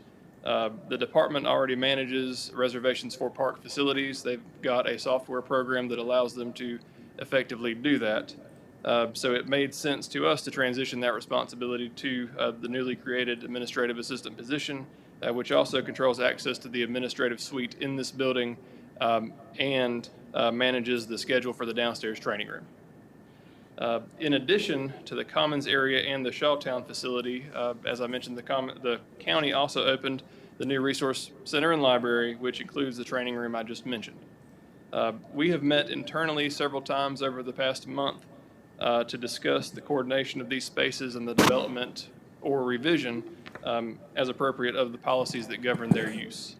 So ultimately, we want to make sure there are policies in place for each facility so that staff and the public have a clear understanding of the processes and uses of these spaces, and that we are consistent at a staff level with how we manage them. So at this point, I would like to discuss each of these spaces and get any feedback that you have as we work to put together policies to bring back before the board for adoption. So in terms of the intended uses of these 3 spaces, I'll start with the Commons area. And as I mentioned, the Board of Commissioners adopted a policy for the Commons in 2011, and I'll go over some highlights of that policy. For usage, this space was primarily for county departments, boards, and commissions and staff to use to allow them to conduct their education programs and work with affiliated groups. These users receive priority, but it's also available to other, quote, responsible, recognized civic, business, or religious organizations in the community for worthy community activities. This includes, the space that's available includes the commons area, but also the public restrooms outside the commons, the lunchroom, and the lobby area, as well as the immediate grounds surrounding the complex and parking.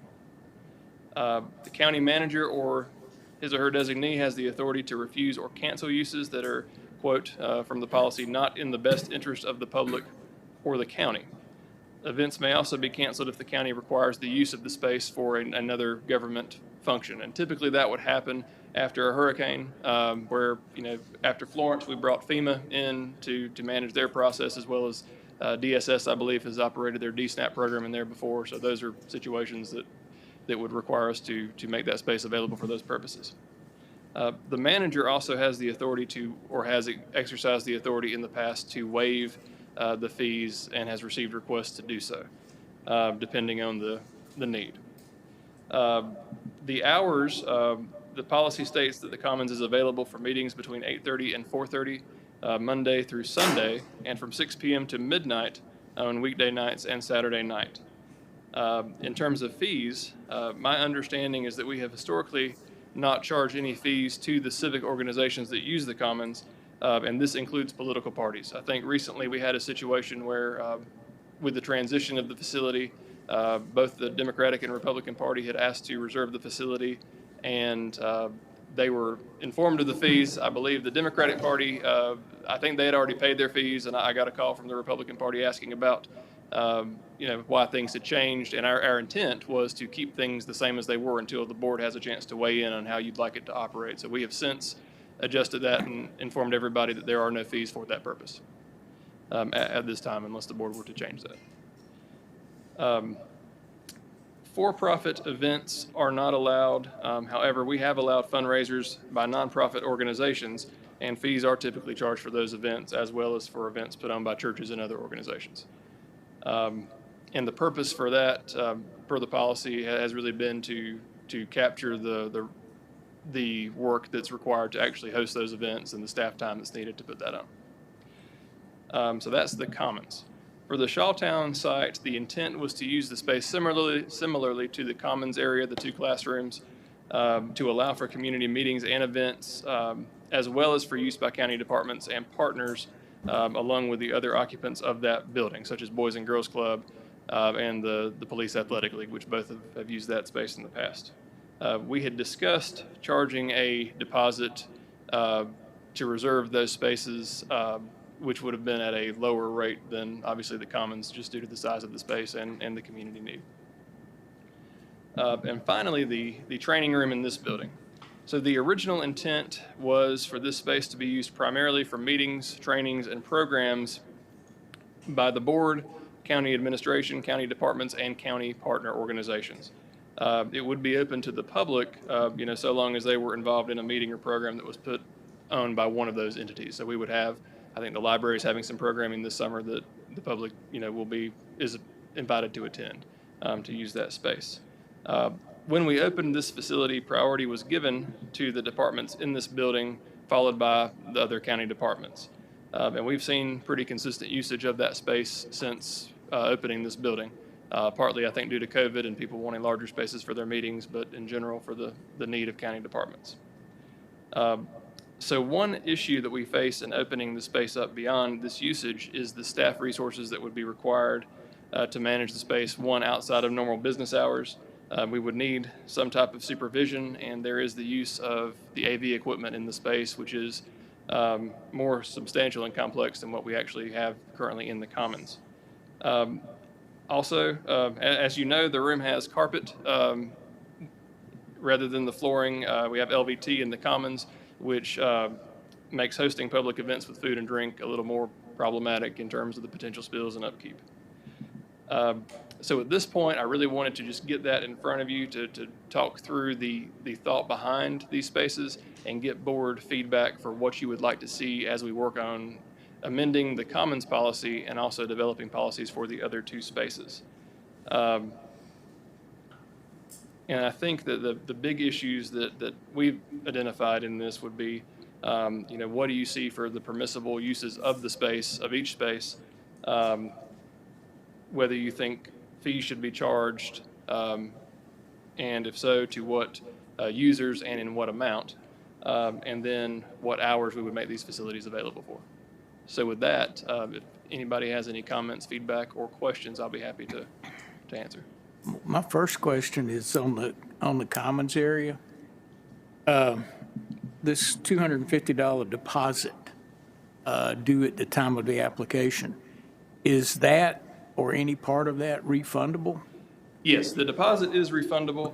On the commons policy, there is, first, there is the $250 deposit, which is due at the time of application, and then a $50 fee per hour for the room rental fee.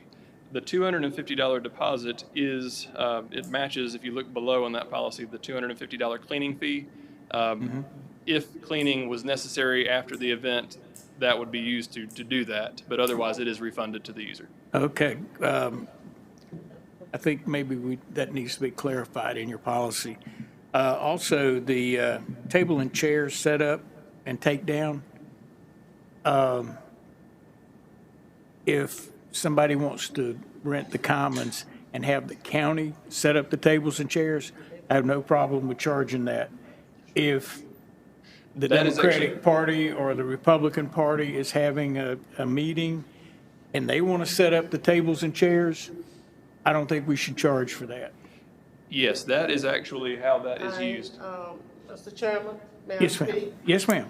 I think you're right. I mean, I've been using the commons area ever since it was built. And neither political party in this county ever had to pay to use it for meetings. Right. But now, if there's a fundraiser, that's a different. I agree.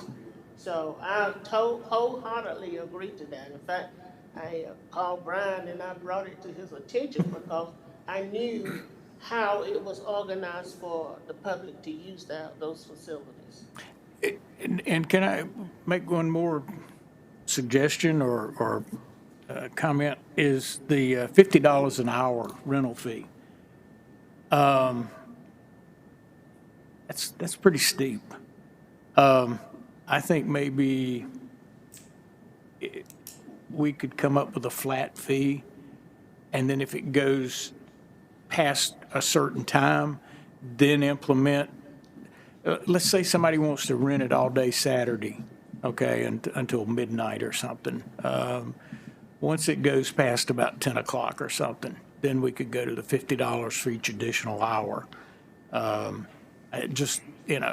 I'd prefer to see a flat fee as opposed to an hourly fee for that. Just my opinion. A tiered flat rate. Something tiered possible. So up to a certain number of hours, it's this fee, and then Yeah. Okay. To your previous point, my understanding is that the table and chair setup and takedown fee is only charged if the county is requested to do that. So if an organization were doing it themselves, there is no fee for that. And I think maybe that's implied, but maybe we ought to clarify. I think to your previous point about the clarity of this policy, that there's a reason why we're bringing it back up to you. Yeah. And then also the IT audiovisual fee, there is, it's mentioned here, but there's no fee given, and it says referring to the fee schedule. When we were going through this policy recently, we learned, those of us who had recently gotten involved in this process, that it's not in the fee schedule.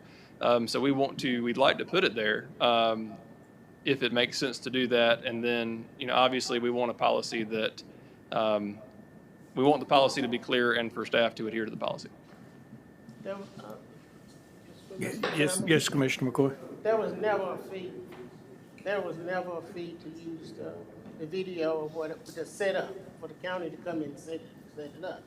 Now, but the organization that was using it, once it was set up, and it was their responsibility to return it to the proper people that were renting the building and all. Yes, ma'am. my understanding is that basically there was a bag that you would check out from facilities if you needed AV equipment, and then would be expected to return that after the event, which was also, I believe, would be included in the deposit. If you don't return that, then obviously, which I'm not sure anybody ever has not done that. And as far as this building goes, you know, one of the comments that was made when this was being built was that this was being built for the citizens of Harnett County, and now we're going to charge them to use it. I think we need to rethink that a little bit. Again, just my opinion. It's worth what you paid for it. And right now, again, there is no fee and no fee schedule for this facility. I think the question for the board is what would you like to make it available for? And then, you know, at what times, and understanding there is going to be, if that happens, there is a staff impact. I would say at this point with facilities, we would have some challenges in having supervision on site. So those are just things we would have to work through. It's been a tremendous asset for our staff and the Sure. departments. I mean, as y'all well aware, y'all have been to many meetings there as well. So just keep that in mind as you make these decisions, because that room is heavily used. Yes, Commissioner McCoy? I personally think that we need to discuss that, the use of this facility and how it should be used. It is for the public, but we don't want to just jump out and just blare out now exactly how it should be used by the public. For the other facilities, I think the use should be the same and the fees and all. But this facility here, I think that we need to come to some kind of agreement by all the commissioners as to how we use it and how we. I guess the good thing is that you have 3 facilities that you could, you know, look at. So Yeah, right. That's true, but this one here, I think that we should sit down and. Would it be best to ask the administration, the interim county manager, assistant managers, to put together a proposal and bring it to us at our July 27th work session? I would agree to that. I mean, because it gives us the opportunity to discuss it and agree and disagree with whatever they bring before us.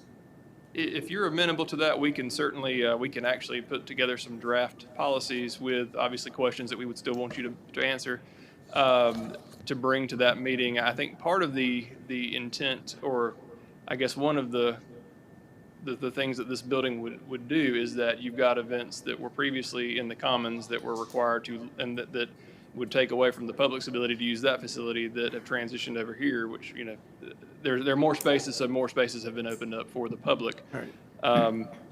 But we can do that, and if you're also amenable, we can bring you some actual usage numbers for this facility to date, if you'd like that. That shows kind of what. There's one more thing I wanted to add to that.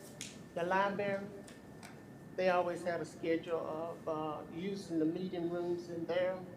I think that the library should have that privilege to continue to do that. Yes, I did. I neglected to point that out. The library also has 2 spaces that they themselves maintain. One is a conference room that is available to the public that is scheduled through the library, and the other is a study room that can be reserved as well. Do they have a fee for their? There's no fee. No fee, okay. All right. If everybody's agreeable, we'll just ask staff to come back at our next work session with some proposals.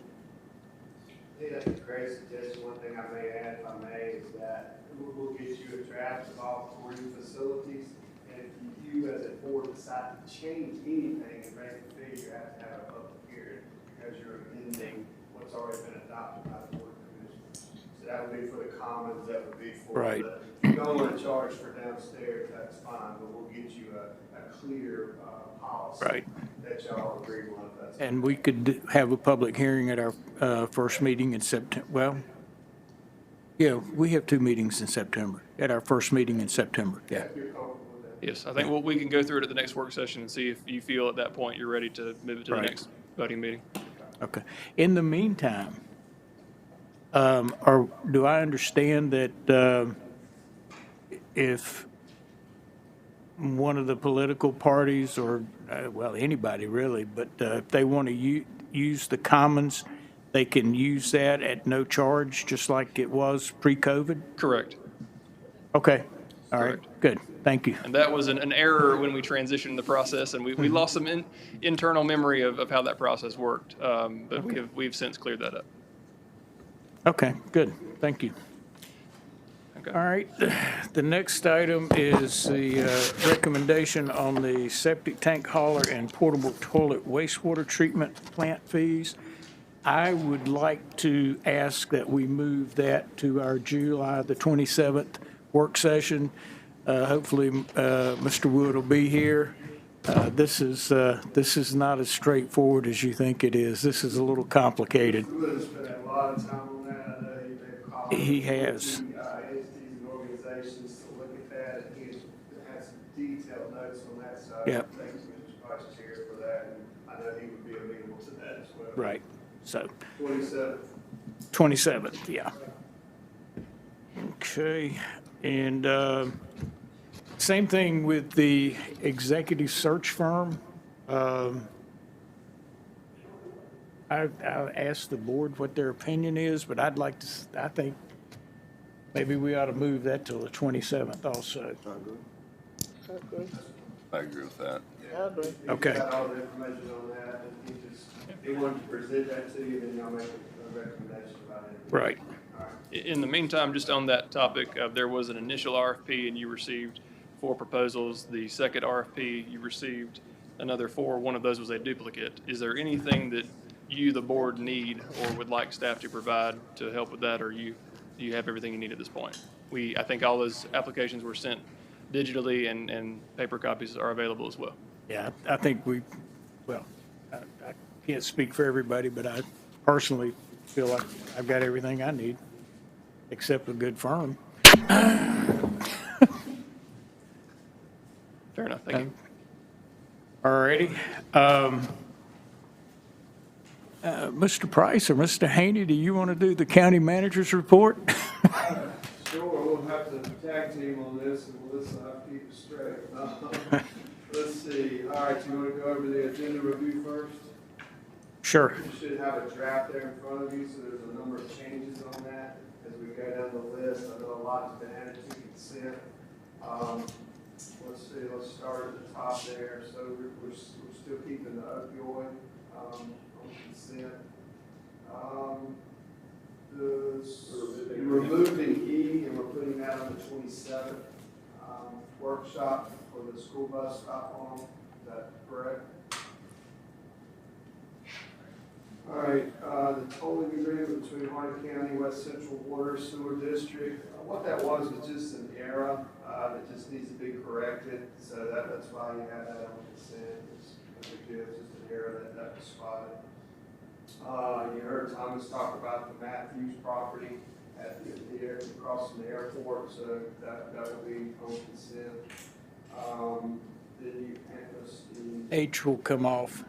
yes, so you want to send that to the next council meeting, economic development council, to discuss for designee, and then you wanted to see superintendent or his designee.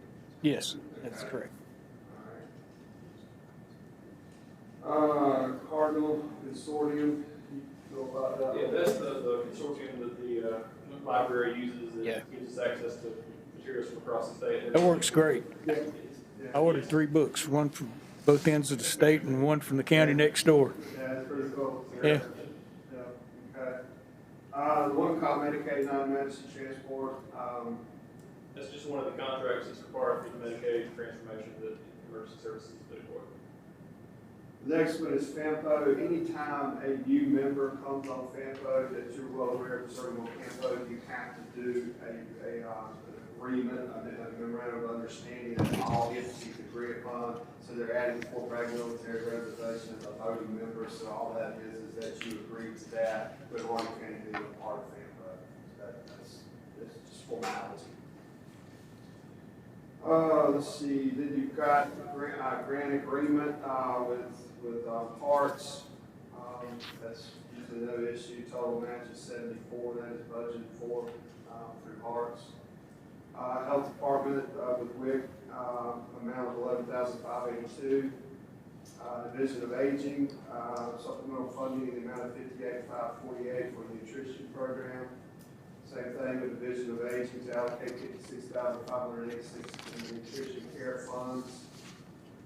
The next one is Division of Aging to allocate $219 in caregiver COVID funds. Next one is Division of Aging to allocate $2,255 in nutrition cares COVID funds not expended in Canada's prior fiscal year. JCPC has just reported, sits on that board. You heard that presentation, so that is accepting those funds for that. That is state funds. That is a small match that we put it in the budget. Development Services approved for the new building inspection agreement between the county of Harnett and the town of Andrew. They did renew that agreement. So, Any idea when Andrew's going to hire their own we asked inspector? that question pretty strong, and that's Did- probably good. And at one time, there was some comments about raising the fee. Did we raise the fee? We did. Okay, We did. okay. Yes, sir. Didn't raise it enough. They still want us to do it. We did. Resolution of our Board of Commissioners to delegate leasing authority to the county manager, and that's what we talked about. Yeah. Just a short-term lease of 1 year or less. And I had a couple that we added. The tax reorganization today is, you want to put that up in consent, and then moving item number 10, on your draft agenda, which is the resolution regarding Dunn's request for the development rights extension, you want to put that up in consent as well. So I think those are the two that we're going to move up. And then your furniture. And the first one, I was up there for the right now. Yeah. So those will be on there. We might get into the double A's. Yeah. Okay, and then you said the done item. Yes. Okay. All righty. Okay, so now let's go into our appointments. I think you have your sheet in front of you that is highlighted. You have Adult Care Home Community Advisory Committee. Susan Geiger would like to be reappointed on this committee representing District 2. I think that's the only one. You see the needs of the others. Yeah, excuse me one second. Did you speak with Victoria yesterday? I've left her a message, and I've not heard back from her yet. Okay. I believe there's a voicemail when I was looking all day from her, so I'll talk to her. Okay. There may be another one that can we add that before the next meeting if you talked with her? Here's the situation. I assumed Commissioner Johnson's position on the Sand Hills Mental Health. Well, I didn't know that his position expired on September the 29th. I believe it is. Anyway, it's towards the end of September. And so they brought it up that I have to be re-sworn in. Well, in the meantime, Commissioner Nickel has agreed to serve on the Sand Hills Mental Health Board. So rather than me be sworn in, we're trying to make sure it's okay, everything's works okay with Sand Hills, and we'll nominate Mr. Nickel to that board, Commissioner Nickel, and he'll serve on that board moving forward. There's some perks. We get mental health treatment. Yeah. Yeah, free. Oh, by the way. So are you looking to have that begin on September 29th, or to move forward with the remainder of your current? We're hoping to get it done at the end of, make it effective at the end of August, and not have to redo it in September, just move forward from there. You